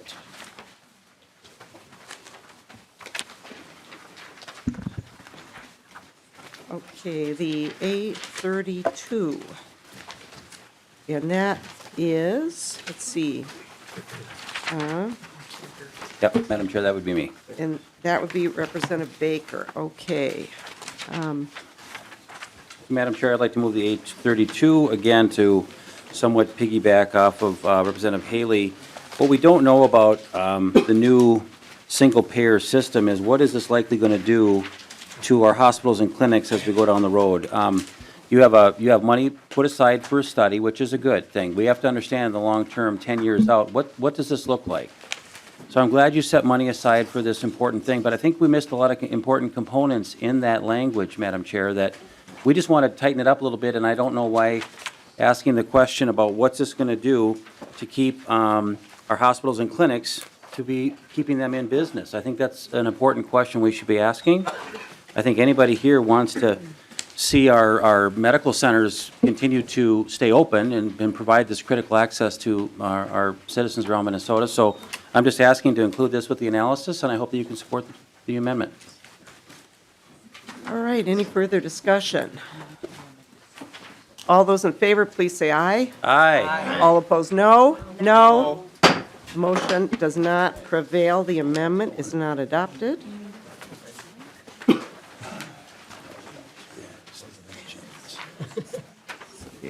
We are on the A30 Amendment, and that is Representative Haley. Thank you, Madam Chair. I'd like to move the A30 amendment. All right, Representative Haley moves the A30. Madam Chair and committee members, this amendment is along a similar theme. You have listed quite a few studies, Madam Chair, in this bill that relate to a single-payer system.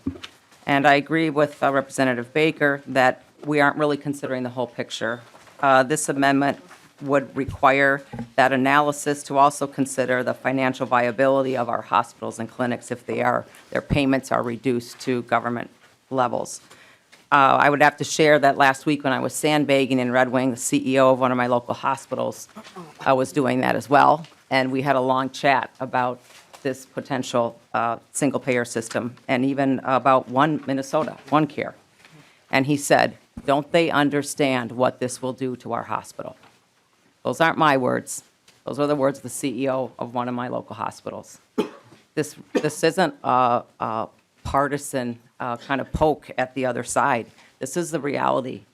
And many of the folks sitting on my side of the table here represent rural communities where we already have some of the worst access to health care in the state.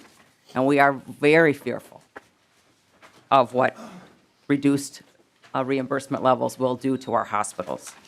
So that is the intent of my A30 amendment as well as my A36. And having said that, I will withdraw both of these amendments. All right, the A30 is withdrawn, and the A36 is withdrawn. Let's find that on here.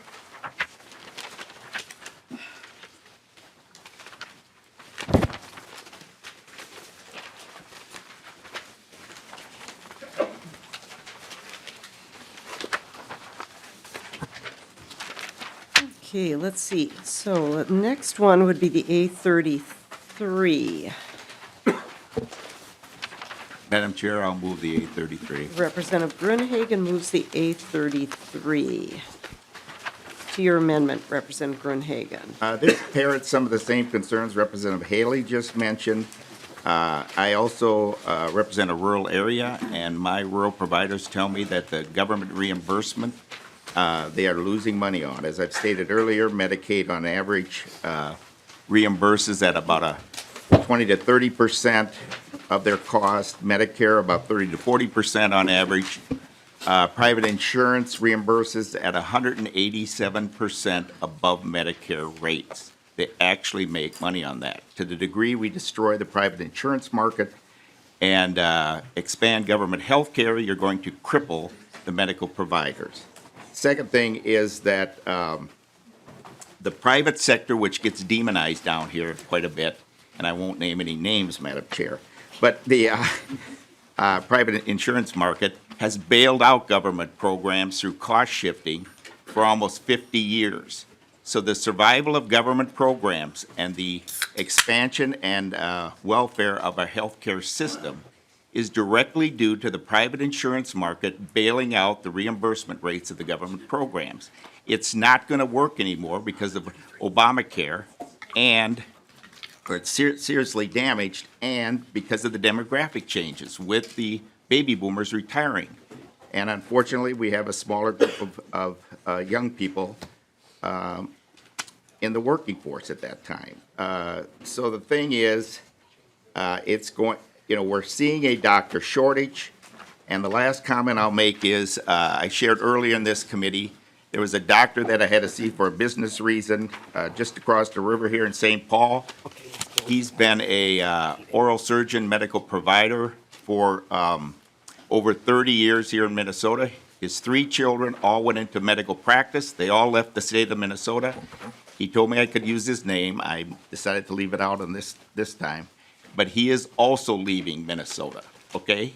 He said government regulations, taxation, and micromanagement of health care is making him leave. By the way, he takes Medicaid patients from all across the state for oral surgery, one of the few providers that does. So we're actually, through our laws and regulations and taxation, driving him and his children out of the state. That's not going to help our most needy patients, especially low income. But with that, Madam Chair, I'll withdraw the amendment. All right, the A33 is withdrawn. The A36, and that was withdrawn. The A36 was withdrawn. Okay, the A36 was withdrawn. The A34. Madam Chair, I'd like to offer. Representative Grunhagen. Yeah, thank you, Madam Chair. I'd like to offer the A34. This amendment would require a single-payer analysis to take a look at the taxes we would need to raise to pay for it. What sort of impact would these higher taxes have? And to what degree would it have a negative effect on our Minnesota economy and even access for our critically ill patients in the state? Let me just say this. One analysis that was recently done on turning single-payer in Minnesota estimated that it would cost $35 billion a year, members, to initiate a single-payer plan in the state of Minnesota. That's $70 billion every 2 years, okay? California looked at single-payer. They decided not to. It was over $400 billion of new spending to implement single-payer. Second thing is, I think Vermont also decided to do away with their single-payer plan. It's a bankruptcy. The other thing I would mention to members is, please do an analysis of current government health care programs. If you look at the history, let's say, of Medicare, in 1968, by the way, you can read my book and get this information. Just, no. In 1968, Medicare cost about $6.2 or $6.8 billion, okay, in 1968. It was projected to cost $10 billion by 1990. By 1990, it cost between $90 and $100 billion, more than 10 times more than projections. In 1992, it cost $136 billion. And Medicaid went up even at a faster rate than Medicare. Government health care, now again, it worked because we had the baby boomers, the 77 million in the workforce. They're leaving the workforce onto government health care. You do expansion of government health care like this bill wants to, and you do a single payer eventually, you're going to bankrupt the state, drive most of our major corporations out of the state, because they'll seek lower tax states, and you'll cripple many small businesses which provide employment. And you're going to cripple the healthcare industry and also access for the critically ill. We need government healthcare as a safety net. But at this point in our history, expanding it is the wrong solution at the wrong time for our state if we want to continue to have a world-leading healthcare system that innovates and provides the latest medical treatments for our citizens. Please, members, do your research on government healthcare. You will find it bankrupts things, okay? And it's going to bankrupt this state. Yep. Other than that, I don't have anything to say.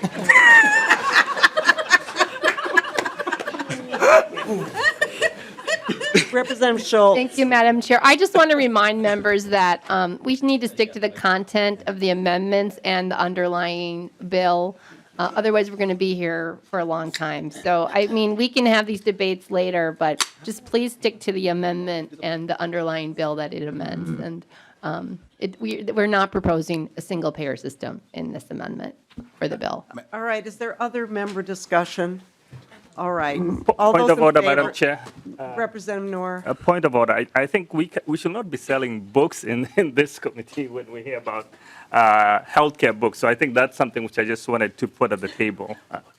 All right. And Madam Chair? Point made. Representative Grunhagen, we've had a lot of discussion. Do you have Yeah, I more? know. I'm just trying to Okay. say, I only said 2% of what I wanted to say. Well, so I okay. have got it down. Very good. All those in favor, please say aye. Aye. All those opposed, no. No. The motion does not prevail. The amendment is not adopted. Let's go then to the A29, and that is Representative Grunhagen. Thank you, Madam Chair. This is a simple one, okay? All we want to do, we simply want to change the name from Unified what is the current name? I can't remember. Unified Healthcare Financing System to what it actually is, a government takeover of healthcare. So let's at least be transparent and honest about what we're trying to do here. That's the amendment. Thank you, Madam. All those in favor, please say aye. Aye. All those opposed, no. No. Motion does not prevail. The amendment is not adopted. I can't even believe it. A26 Amendment. We're going off the rails. Here we go. We're getting down to a few of these here. Okay, what this amendment does, it deletes the bill's single-payer system analysis. I already gave you an analysis. You don't need to spend 5 minutes.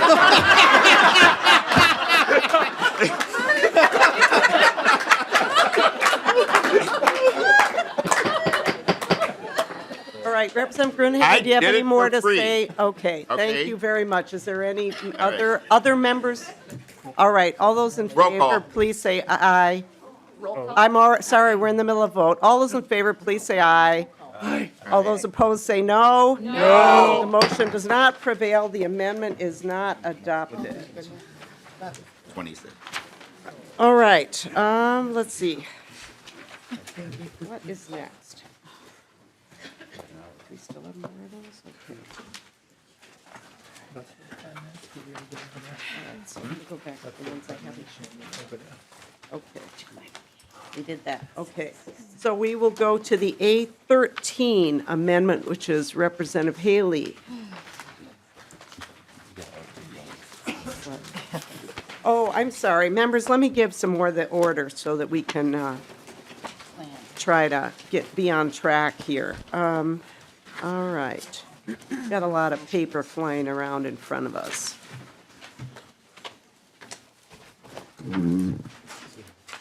So, okay, so the intention then, and let me know if I am saying any that we've already covered. The A13 will be next, and then we'll go to the A28, A17, A15, A19-0419. So let me do that again with the authors that I have on my list. The A13, Representative Haley.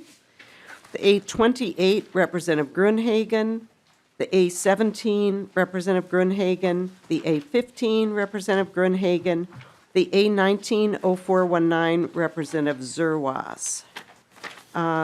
So let's take those. So the A13 will be next. And as soon as I locate it.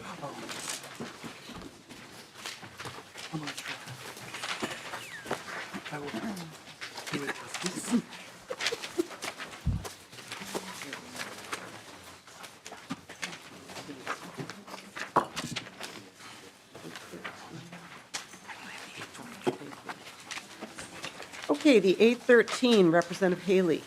Thank you, Madam Chair. I'd like to move the A13th Amendment. All right.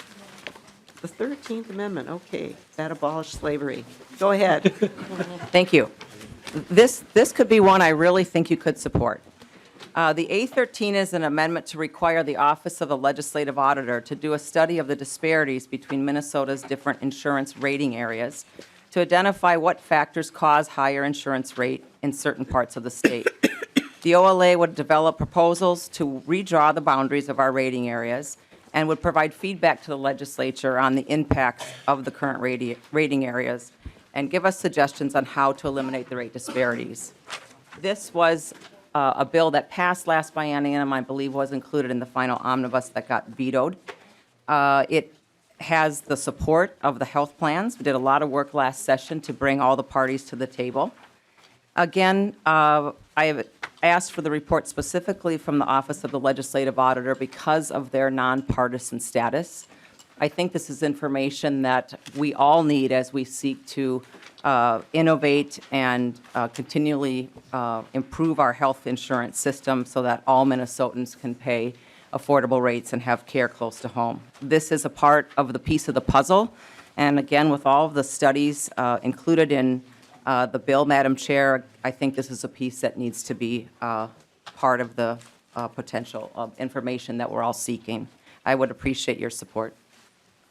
Other discussion to the amendment, Representative Loeffler. Well, thank you, Madam Chair, and Representative Haley. We all, as legislators, just got a chance to vote on what we thought were the priority study topics. I think they had over 150 submitted by legislators. It's a tradition in the legislature that all legislators get to propose studies. They are evaluated by the members of the Audit Commission in terms of what the workload that they can handle is, and then they bring them out for us all to vote on. I think today may actually be the last day to turn in your ballot. And I really think we should honor that process. It's a fair process. It's transparent. It gives every one of us a chance to participate. And this really is an end run that doesn't really look at their capabilities or their staff resources, which they balance in the ballot that we are given. Other member discussion. Representative Schultz. Thank you, Madam Chair. I also think that the legislative auditor may not be the best office to conduct this research. I think maybe the Minnesota Department of Health and their health economics group would be better. Other discussion, Representative Halverson. Thank you, Madam Chair, and I think that I share your passion for health care cost discussion, Representative Haley. I think that we could, there's so much data that's out there already. I don't know that the legislative auditor is the right way to get to this question, but I think that we need to get to this question. I think the Office of Health Economics is a good place, the All Claims Payer Database, the Community Measurement Project. I almost feel like this is sort of too narrow, and I think that the question that needs to be asked is actually bigger as well. So I'll be working on a bill over the interim, and hopefully I can rope Representative Haley into working on it with me to get to some of that stuff. All right. Representative Haley. Thank you, Madam Chair. Just to clarify and to be on the record, this is not intended at all to be an end around. I worked very closely with the Office of the Legislative Auditor and had numerous meetings last biennium with both folks that work on the All Claims database, again, the health plans, the Officer of Health Economics. All those parties were involved in this discussion. This is a very sincere effort to get us nonpartisan information on a piece of this puzzle. The amendment also calls out that the legislative auditor could contract with another entity for technical assistance to conduct the study, and it also suggests that they will pull together the information from all these various groups in order to give us a complete picture. So I just wanted to make that clear to members. Thank you, Madam Chair. All right. And Representative Haley, I would just say, on the underlying issue, I sincerely appreciate your efforts on this because I think you're absolutely right this has been a problem for a while. And we do need to, I think I kind of understand why the rates are different. I think it would be really good to work, with the health economics section and get something more definitive around that. I don't oppose that at all. However, I am a member of the Legislative Audit Commission, and I do appreciate Representative Loeffler's comments about that. And notwithstanding that you worked with the auditor, this is kind of something that's been, just so members understand, the Legislative Audit Commission has members from both parties and both bodies on it. And we put in quite a bit of time and work, and we are supposed to oversee the legislative auditor, and we have a process by which topics are selected. The fact that the auditor himself will sometimes work with members to put legislation together, I think there's a widespread feeling that using the auditor outside the process of the Audit Commission is really not, maybe the word improper is a little too strong, but it is not the direction we should be going, because if we're going to do that and have him simply respond and write one-off legislation that gives, and it's been done. I don't want to pull you out for this because it's been done before. And every time it is done, it is commented upon as something that we kind of should not be doing because we have a process for guiding his work. And in fact, I just got when those selections are made, the staff gives us metrics about, how easy things are to study and how, whether they're really within the scope of their ability to do. And all kinds of work is done around which things are the best things to pick for topics for the auditor. So I would ask members to oppose this amendment. Although I certainly would personally be happy to assist you in getting information, figuring out who should do this work and so on, because I do think that it's a worthy effort. So with that, I would ask members to oppose the amendment. So all those in favor, please say aye. Aye. All opposed, no. No. The motion does not prevail. The amendment is not adopted. Okay, let's see. We are on to A28. Representative Grunhagen. Madam Chair, I'll move Amendment A28. And it basically, it deletes the section about fees for health maintenance organizations to apply for waivers of network adequacy. The only comment I'll make is you don't lower healthcare costs by increasing taxes and fees on the health insurance industry. And with that, Madam Chair, I'll withdraw A28. All right, is there any discussion to the? I withdrew it. Oh, I'm sorry. I'm doing you a favor. All right. The A28 is withdrawn. All right, the A17. Representative Grunhagen. Oh, thank you, Madam Chair. Yeah, I move the A17. It basically addresses the section of the bill where the Attorney General is able to review healthcare conversions or moving, which results in moving money around. I believe we had testimony here about that. And Madam Chair, I do have one compliment about your bill. I was going to save it if you accept one of my amendments. If you accept this one, I'll share it with you, okay? Oh, really? Representative Grunhagen, that's really tempting. Okay. Please continue. Okay, thank you, Madam Chair. Anyway, what we have here, members, and in the audience, you have the government imposing the Attorney General with the sledgehammer of the threat of lawsuits or penalties into a private business decision. Now, I know these particular businesses work with the government and do get subsidy, but they shared their movement and their conversion, the health insurance company, with the state out of courtesy, okay? And instead, they get hammered with this. Again, you open this door with the Attorney General getting into the private business decisions. That's just the beginning. Pretty soon, they won't be just in businesses with that use state subsidies. They'll be into every business, and pretty soon you have the Attorney General running the state. I mean, and threatening companies, which is going to put a chill on expansions here or even businesses coming to the state. So I strongly support this amendment that would delete the section that allows the Attorney General to get involved in this private business decision. And again, we're not going to agree with every decision they make, but at least give them that freedom to make those decisions, as they can go out of business. Again, government can't. And that's the unfortunate situation we find ourselves in.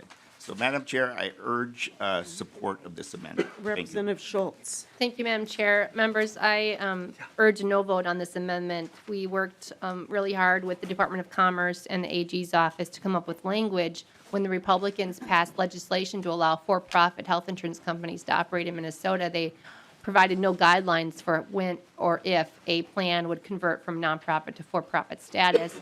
They have a lot of reserves and and they had a mission, because they were nonprofit, we need to protect the assets that are generated from taxpayer funding and state funding. And so it's just prudent that the state would review possible conversions to protect taxpayer assets, community assets, when they do convert. And so it's just some oversight for those conversions. Madam Chair, just a quick comment. Representative Grunhagen. Oh, thank you, Madam Chair.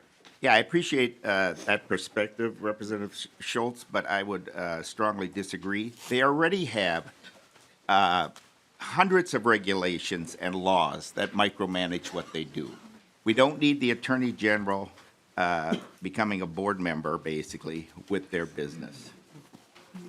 please support the amendment. Representative Mann. Thank you, Madam Chair. So we did hear testimony. We heard testimony that insurance company took $175 million of state money and moved it around to another state even. And as usual, this conversation highlights what's wrong with our healthcare system is that we cherish and we put profits and money above patient care. We're letting companies take money out of our state, out of our taxpayers' pockets, and do whatever they want with it. And this amendment is saying, that's okay, you can keep doing that. We're not going to say anything about it. It's, I urge a no vote on this amendment, and I would request a roll call. All right, a roll call having been requested. All right, Representative Zerwas. Well, thank you, Madam Chair. And I think I just want to make sure that we have accurate information out there. While certainly there's no dispute that money was moved around, and a significant amount of money was moved to an entity out of the state, I think it is overly broad and encompassing to say that it was 170, that the total of that money was state money. Certainly there are other customers and premium payers that paid in to those insurance providers, and to say that all of the money that was moved was state money or tax money, I think is an overly broad statement, and just wanted to kind of tap the brakes on that just a little bit. All right, well, we don't know. That's kind of part of the problem, I think. All right, there being no further discussion, the clerk will take the roll on the amendment. Liebling. No. Schumacher. Yes. Acom. No. Baker. Aye. Bierman. No. Cantrell. No. Branson. Yes. Grunhagen. Yes. Haley. Yes. Halverson. No. Hamilton. Kunish Padin. No. Loeffler. No. Mann. Moran. No. Munson. Aye. Noor. No. Olson. No. Schultz. No. Zerwas. Yes.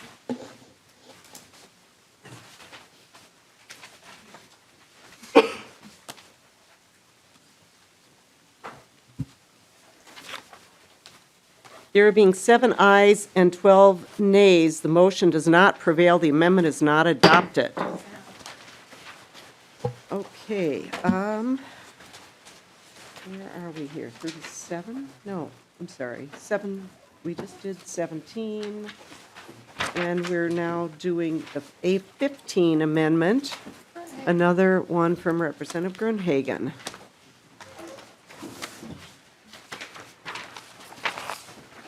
A15.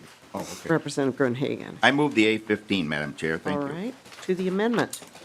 Yeah, what this amendment does, it talks about the Department of Commerce wanting to revert to nonprofits only. Several sessions ago, or a couple sessions ago, we passed, and the Governor Dayton signed a bill that allowed for-profit health insurance companies to again market in the state of Minnesota. That passed again, Governor Dayton signed it, so it was a bipartisan bill. Here we want to go back to less competition, and also with less competition, you tend to get increasing premiums. And I do want to defend profit for a minute. You know, profit gets demonized. Profit is an incentive to do things efficiently. I mean, again, not excessive profit. And a lot of excessive profit comes in relationship to companies that work with government subsidies, okay? That's where you get excessive profit. But the average business out there that is for profit works very hard and diligently to be efficient and make sure that a profit can be Representative experienced. Grunhagen, I don't want to interrupt you, but Sure. please speak to the amendment. All right. My point is simply this. We want to keep for-profit companies in the state of Minnesota. So this amendment would delete that portion in your bill. Okay, with that, I will move the amendment and urge a yes vote. All right, is there any other discussion to the A13 Amendment? Representative Halverson. Thank you, Madam Chair. And Minnesota has built a really strong healthcare system by, requiring our HMOs to be not-for-profit. And that's been a really important distinction in Minnesota healthcare. It's meant that Minnesota healthcare premium dollars have gone to care, and it hasn't gone to stockholders. It hasn't gone to enriching people who invest in the company. And that's important in Minnesota, and it's provided very serious competition among HMOs in Minnesota. We have avoided the consolidation that other states have seen, where large for-profit companies come in, buy up business with loss leader plans, collapse small in-state plans, and reduce competition, not increase competition. Increasing competition in health insurance is kind of an interesting concept because you need a certain amount of covered lives in order to make a profit, and we only have 5 million people in Minnesota to cover, and that's not a big enough population. In fact, United Health Group just pulled out of Iowa, out of their public programs because they weren't making a profit. They went in and bought up business and now have left a lot of people uninsured. The other thing that we've seen with the for-profits, United Health Group just had a judgment against it for denying coverage for mental health services in order to make a profit. And so the courts have had to get involved with regard to this. Having our Minnesota-based nonprofits have been a really important distinction. If you want to call customer service for a Minnesota health plan, you want to talk to Minnesotans. I've said this before. I always knew I was talking to a Minnesota customer service agent when I lived on St. Croix Trail, and they knew how to say St. Croix. And so that was always a point of difference. But this is about Minnesotans. This is about making sure that we support Minnesota business. We support the intense competition we have in our nonprofit healthcare system. And I absolutely oppose this amendment. All right, Representative Haley. Thank you, Madam Chair and members. I serve on the Commerce Committee, and am I not correct that this passed out of Commerce, I believe? Maybe Representative Halverson can clarify. And I see the intent of this as meeting two of our goals, which is ensuring access and ensuring reasonable costs. That's what we're trying to do here. Representative Halverson. Madam Chair, let me look again. And perhaps I could answer that Yes. because it was my bill that this was attached. Oh, yes, yes, Something yes. like this was attached, but this Wasn't does this. not look like the same as what was on the bill at one time, and it just turned out not to be workable. And let me just say this.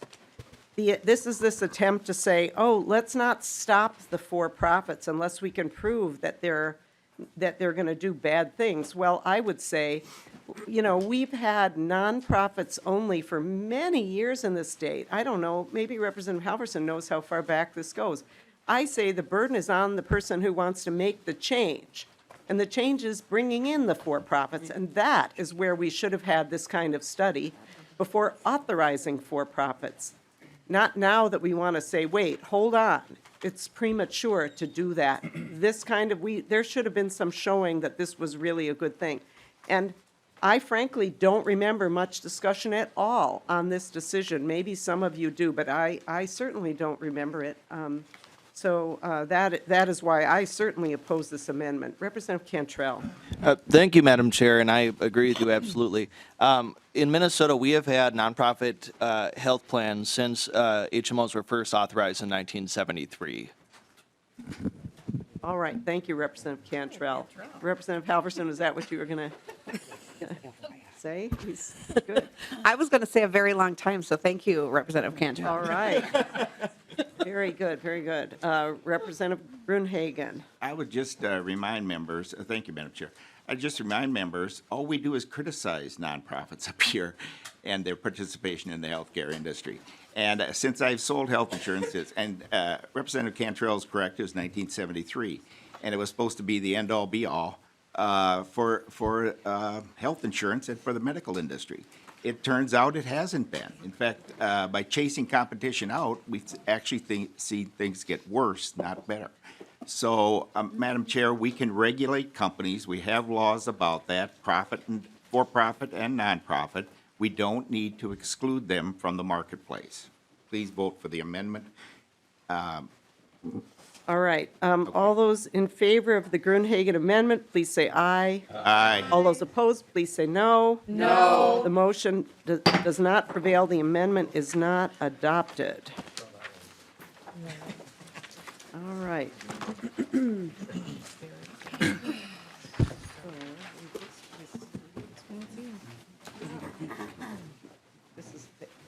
Okay, Representative Zerwas, the A190419.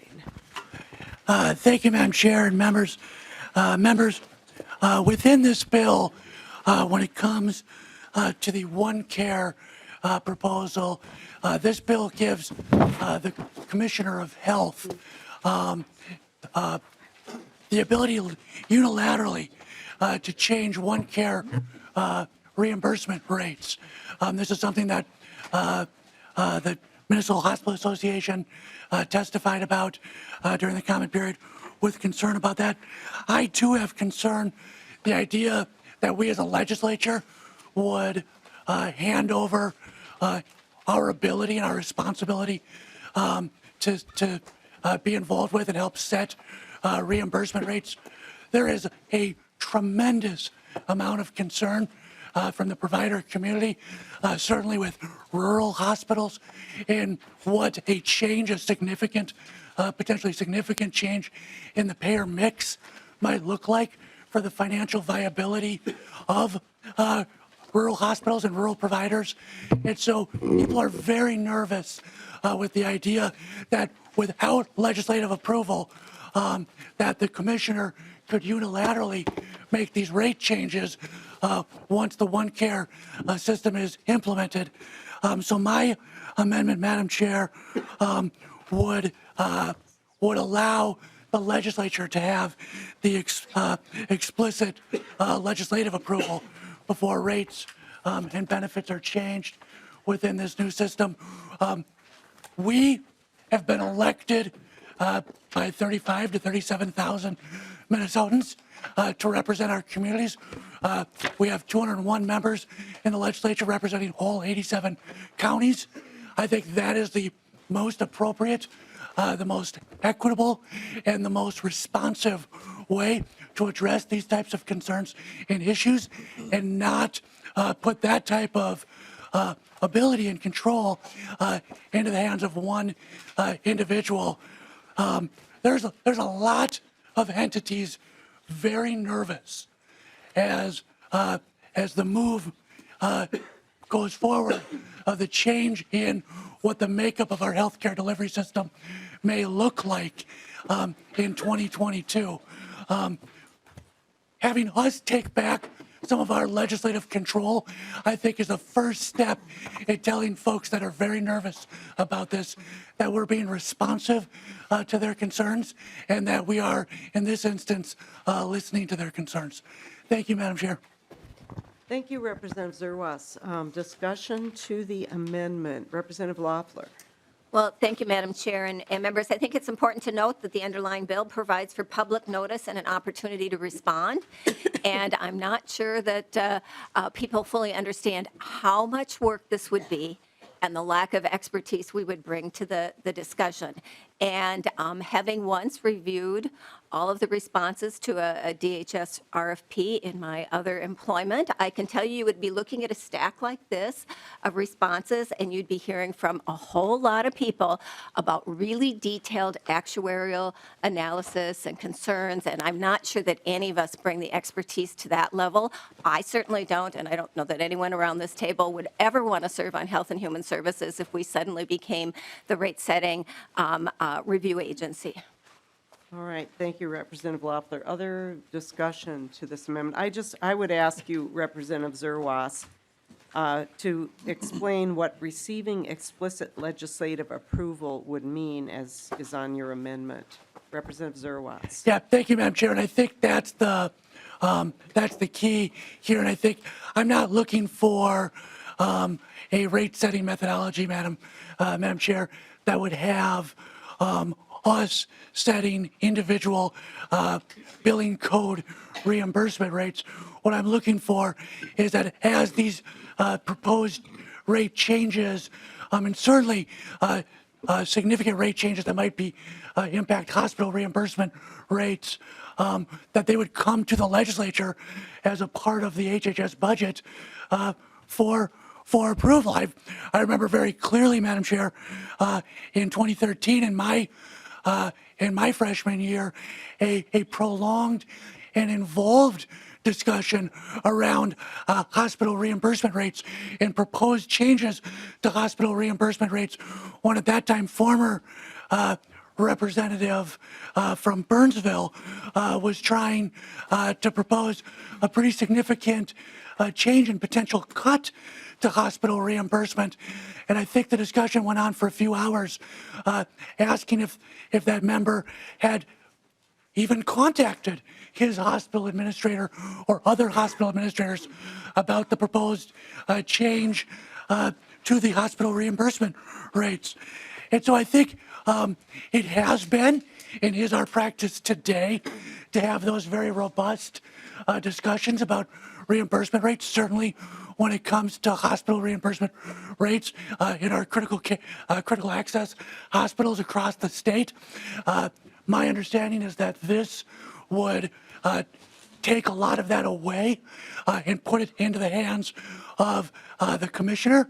And I don't think that's an appropriate move, and it's certainly a move, Madam Chair, that has the provider community very nervous. Other discussion? All right, and I just would note that the amendment, as it's drafted, removes the public notice and opportunity for public comment and replaces it with this explicit legislative approval. So if there's no other comment from members, I would just say I would oppose the amendment. Representative Zerwas. Well, Madam Chair, what it would do is it set it back to status quo, and that changes to hospital reimbursement rates would be the part of a piece of legislation that would go through the legislative process, as it did in the debate I referenced in 2013, and as it's discussed and debated publicly and openly in every budget year here at the Capitol. And so it would not be removing a public notice that is currently in place. It would be keeping the rate setting practice that this legislature follows today in place. All right, other comment? All right, so I would ask members to oppose the amendment. All those in favor, please say aye. Aye. All opposed, no? No. The motion does not prevail. The amendment is not adopted. All right, let's see. Did we do the A37? Okay, I think we reached perhaps where I had paused. So. Okay, so the next batch will be the A37, that's Representative Brunhagen, the A69, Representative Haley, the A46, Representative Haley, the A47, Representative Brunhagen, the A31, Representative Schumacher, and the A76, Representative Loeffler. Let's see if we can get through that batch. So the A37 will be next, and that is Representative Brunhagen. Oh, thank you, Madam Chair. I move the A37 amendment. The A37 has been moved. To your amendment. What the amendment does is to have a single-payer analysis on the likelihood that a single-payer system will create a two-tier healthcare system, one for the rich and the privileged, and a second-rate one for the rest of the citizens and children of the state of Minnesota. The best way to illustrate this is with a cardiologist doctor from Cleveland Clinic, one of the most renowned heart surgeon clinics in the world. I happened to sit by that doctor on a flight back from my vacation in Florida several years ago. I was reading a book on healthcare by a Dr. Carisco, who had been a Canadian doctor, who left the Canadian system and came to practice in America because he was tired of the government telling him if, when, and how he can treat his patients. And Representative Gruenhagen, please stick to the amendment. I am. This is the example. So the thing is, he left the Canadian system because he saw some of his patients get chronically worse or even die. This cardiologist I was sitting by, we had a discussion about single payer because Obamacare had already been passed. And I asked him, will Obamacare result in health care rationing? And he had been a cardiologist for over 20 years. He said, absolutely. I said, well, how are they going to do it, like, for your surgeries? He said, well, before I can do a surgery on a patient, I have to have tests done on him to make sure he can survive the heart surgery. He said, they're not going to come to me and tell me I cannot do surgeries on these patients that need heart surgery. But what they will do, they will limit my ability to get tests on these patients and delay those services, so it will ultimately delay my surgery, my heart surgery on those patients. He said, that's how it's going to be done. And then I asked him, well, do you think there will be exceptions and people, like a black market of healthcare where rich and privileged people butt in line against other people who need surgery? He said, absolutely, okay? So we need an analysis that if we're going to go down the road of single payer, that type of healthcare doesn't result here in the state of Minnesota. So members, I strongly urge you to support the A37 Amendment for your own healthcare, for your children, grandchildren, and your family loved ones. Thank you, Madam Chair. Representative Schultz? Thank you, Madam Chair. I urge members to vote no on this amendment because we are not proposing a single-payer system, and I disagree with the previous comments. All right, all those in favor, please say aye. Aye. All opposed, no. No. The motion does not prevail. The amendment is not adopted. We will go to, let's see, that was the A37. We will go to the A69, Representative Haley. Thank you, Madam Chair. I move the A69 amendment. Okay. And while we're looking for it, maybe you want to go ahead and discuss it. Okay, thank you, Madam Chair and members. This amendment would make the one-care proposals relating to single dental administrator, the state-operated PBM, and the buy-in option contingent on a future legislative enactment. In the meantime, we would require a report to actually study what the impact of this proposal would be.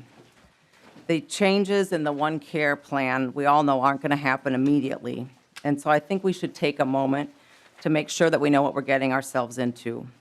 In previous testimony in this committee, I've asked if the One Care proposal is moving the state into a position of assuming all the insurance risk, and the answer was yes.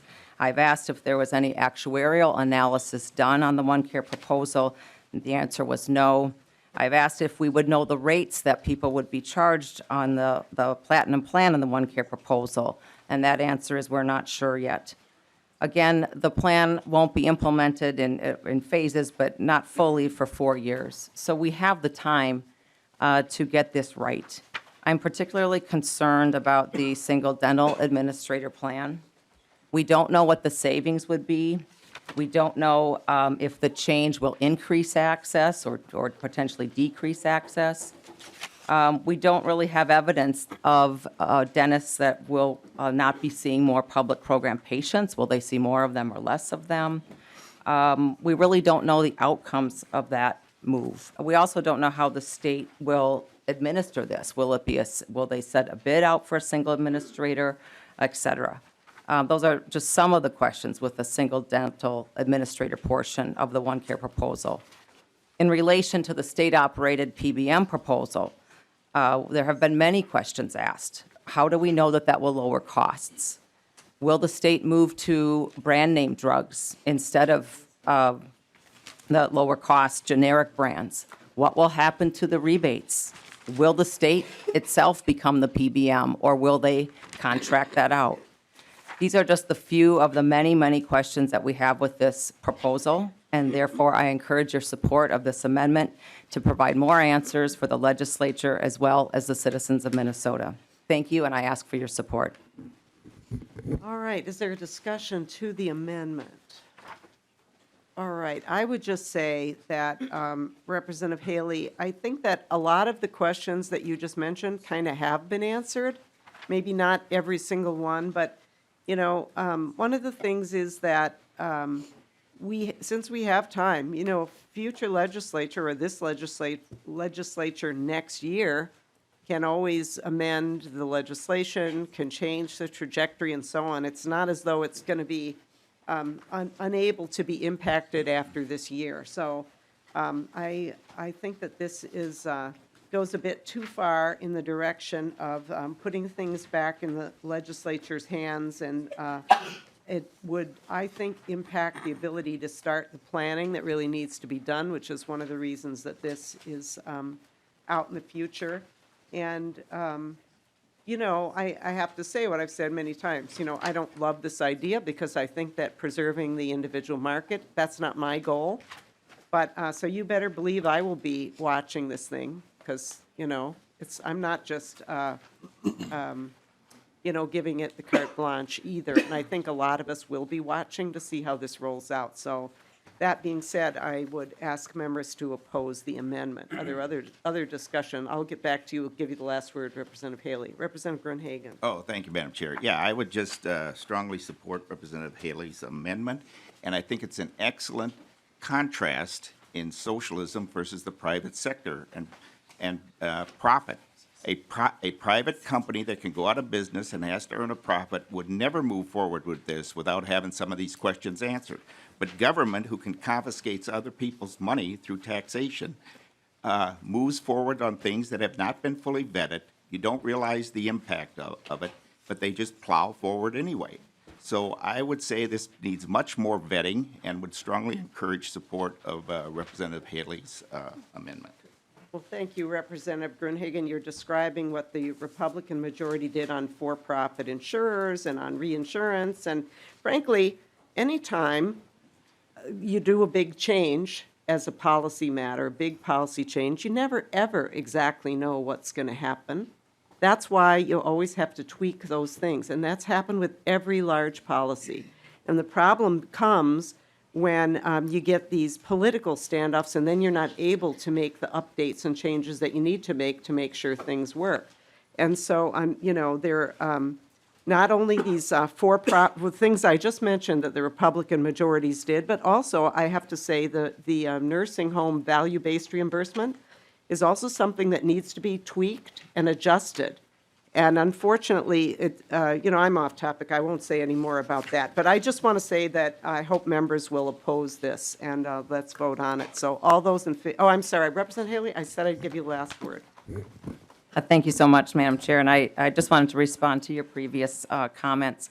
In all due respect, again, there are many studies called out in this bill that are asking to study one solution, and that solution being a single government health plan. So I think we're kind of talking out of both sides of our mouth, where some studies are good if they are focused on one solution, but other studies, so we really know what we're getting into, aren't necessary. I would urge members to support this. It doesn't stop, to your point, it doesn't stop the proposal from moving forward. It just, in fact, gives us more information and detailed information.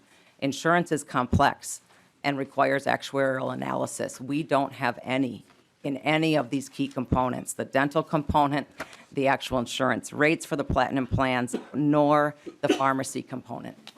Thank you so much for allowing me the final word. All right, so I'm going to oppose the amendment. All in favor of it, please say aye. Aye. All opposed, no? No. No. The motion does not prevail. The amendment is not adopted.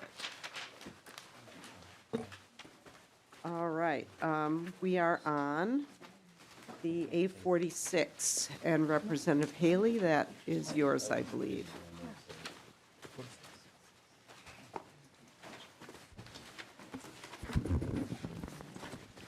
Sorry, Madam Chair, I didn't realize I was up next again. Oh, that's all right. I Just a moment. would like to move the A46. All right, Representative Haley moves the A46 amendment. Now, this may be the one that we will all support before we adjourn to session. The A46 would fund traditional healing grants at the governor's recommended levels. These grants would help our tribal communities provide traditional healing practices and will increase the capacity of providers. The grants will be one of many steps to combat opioid abuse in our state. The DE amendment right now is lacking in funding for opioid prevention over the first year before money would become available from the fees that we voted on to levy against the opioid manufacturers. I think there's money in this bill that we could reallocate or use some from the IT projects and put our money towards what we know are significant problems in our tribal communities with opioid addiction. And we heard much testimony about the effect and the really positive outcomes that come from traditional healing methods. And lastly, again, this was in the governor's proposal, and I would urge your support. And I would like to ask for a roll call, if I may, Madam Chair. All right, roll call having been requested. Representative Olson. Thank you, Madam Chair, and thank you, Representative Haley. So this was proposed in the governor's budget out of the opioid stewardship account, and within the opioid stewardship account and House File 400 being in conference committee, we have quite a bit of language around funding for tribal-specific work with a lot of latitude on that. And so with this bill, I fully support, and I think all of us fully support the idea of traditional healing, but this actually cuts the very department that would be responsible for doing the administration of the program, and I think there's a very different way to go about it. So even though this was in the governor's budget, I don't think that the department or the governor would be supporting a cut to the very department that needs to administer the program. And to that point, too, I think Representative Haley, I'd be curious to hear what elements of traditional healing are important to you, and that maybe that would be something you and I and Representative Baker could talk more about. And Representative Baker could help go to the mat for that, for funding while we're in conference committee, because that is a part of the discussion we are having in conference. So for that very reason, I would urge members to vote no on this. Right. Was there other member discussion? Okay, and I just would say, and I'll go to Representative Baker, but I just would say that in the governor's budget, this was funded out of the opioid account, which that budget handled this all a little bit differently. We didn't pick up those items because we don't have an opioid account in our budget. It's running separately in House File 400. So that's why we don't have this item in our budget. Representative Baker? Thank you, Madam Chair. And to the comments, I agree with Representative Haley's attempt to make sure that this part is a part of this program. Part of our issues we have today with our work on the opioid bill and currently in conference, we have to wait for that money a little bit. And I think what Representative Haley's bill is doing, real high level here, is trying to get some money quicker to it faster from another area, as I understand it. And if I'm wrong, please correct me. We need to address this healing option in depth. We have just dove into our work on the opioid bill. So I am really glad that the chief author of the H File 400 is committed to doing some good things with this. I'm standing with her side by side. I support this as well. We have to have as many ideas at the table. So I will support this, but I think we need to find the money sooner or quicker. Thanks. And I'd like to ask if Mr. Berg could explain where the money is coming from in this amendment. Madam Chair, members, like many amendments that we've seen today are in the packets, it takes money from the central office operations line at the system office, where the additional money for the system delivery transition, the IT money, is located.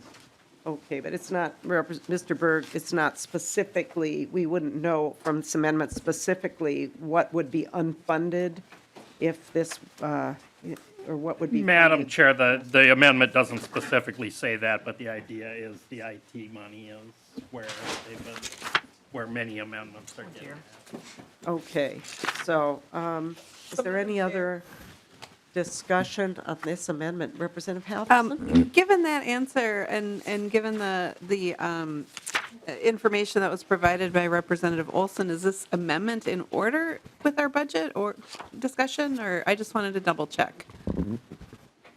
Well, I don't think it's out of order, Representative Halverson, because it does move money around within the bill. So it doesn't just say, here, fund this, and then not take it from somewhere.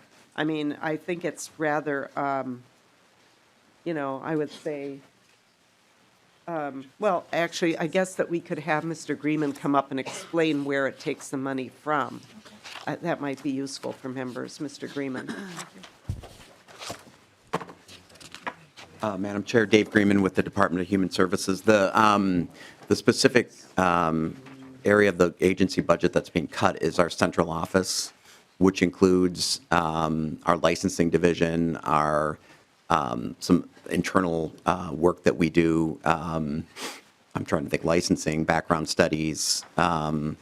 It also includes our IT work, but it comes from throughout. We would have to find within our agency where we're going to cut $2.5 million a year from our central office, which would probably not be easy.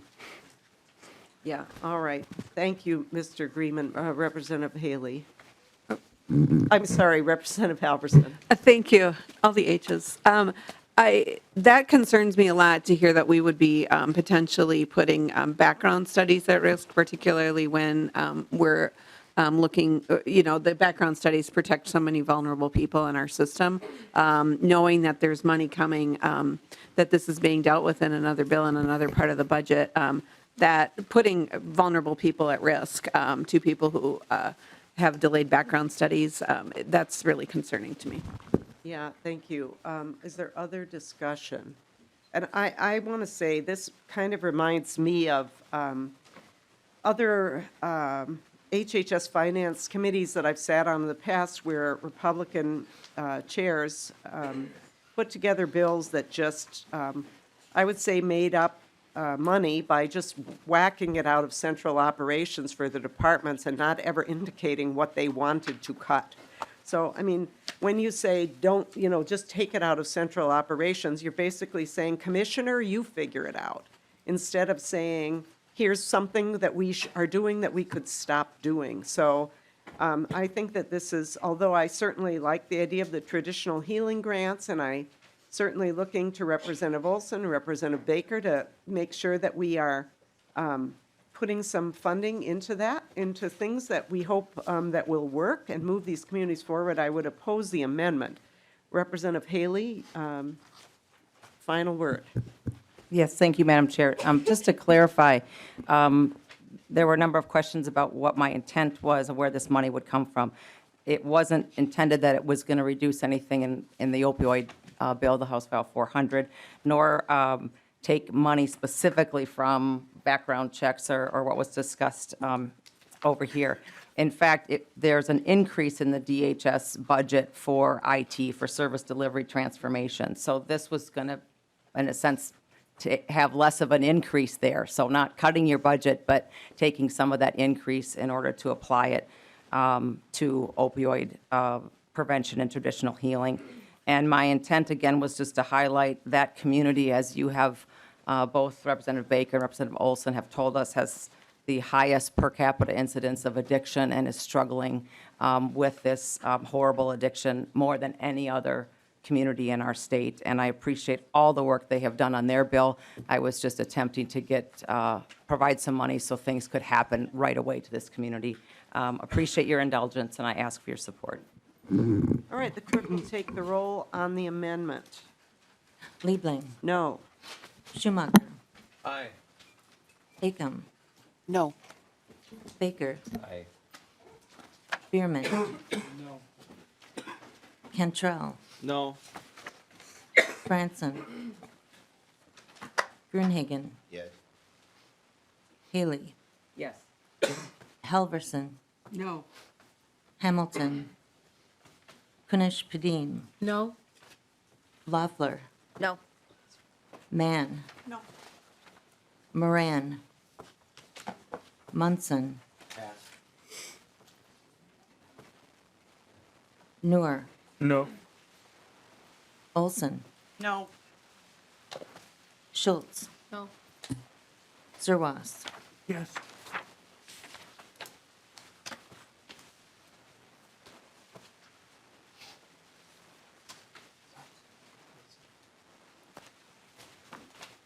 There being 5 ayes, 11 nays, and 1 abstention, the motion does not prevail. The amendment is not adopted.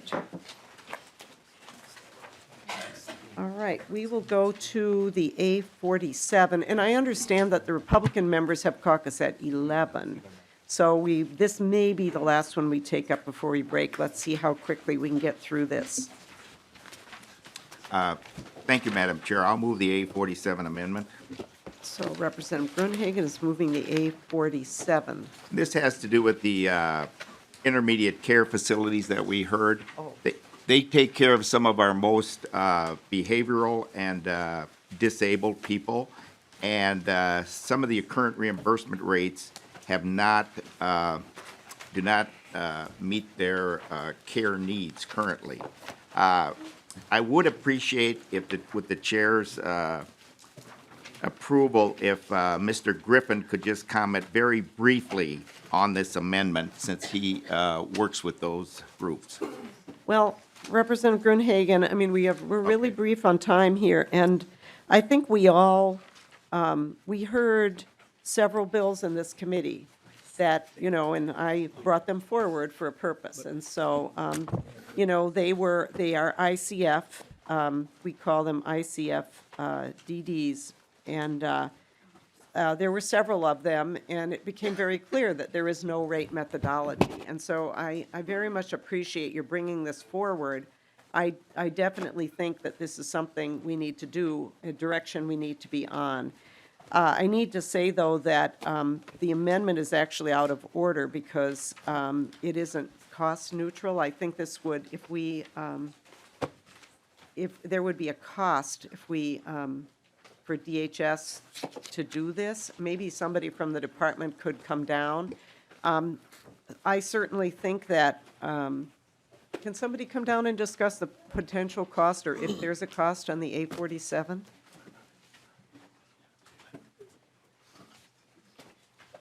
But, I certainly support you in principle on this, Representative Gruenhagen, and, I think, I'm glad that the hearing had that effect, because we all need to realize that there is this sort of, I call these facilities, they're kind of the forgotten stepchildren of the system. They're kind of the only one that isn't, that we haven't kind of brought along, and there certainly are people here who deserve our support. So, Mr. Greenman, could you talk about the cost? Madam Chair, Dave Greenman. Our experience working with the DWRS, putting that framework rate system together, we've learned a lot of lessons from that, and we would need some resources in order to put this together to do this kind of study. This is not an insignificant amount of work that we would have to be doing. We probably need at least a PT contract and an FTE to oversee the work that would be involved in putting this kind of, the work of this scope in order to put something like this together. Representative Gruenhagen. Oh, thank you. I understand if it, although I think there's lots of ways to reduce your budget to fit this in, but that's besides the point. But I do appreciate your comments, Madam Chair, and I hope you'll prioritize it next session. Some of these facilities are barely holding on, and again, they deal with some of our most disabled people with both health and other problems, and the staffing requirements are very high. I'm most familiar with the facility in Belle Plaine, but appreciate if next session we could prioritize this. Thank you, Madam Chair. I'll withdraw the amendment. All right, well, let me just say before the amendment is actually withdrawn here, just to say that I appreciate that, and I have actually, discussed this a bit with DHS, and they know that this is kind of high on our radar. And I do want to say as well that what I've seen over the years is these facilities come forward in kind of a one-off manner. And a lot right now, or for a few years anyway, has depended on whether they know their legislator and whose district they're in. And I think that's a very unfair way to fund stuff. And so I agree with you that we need a methodology. Appreciate it. So the amendment is withdrawn. Thank you, Madam Chair. All right, so we're going to, with that, we are going to recess to the call of the chair. I think we've made very good progress, and if we're able to come back this evening at a decent hour, maybe we can finish today. I know everyone would really prefer not to come back tomorrow, but we'll see what we do. So we stand in recess.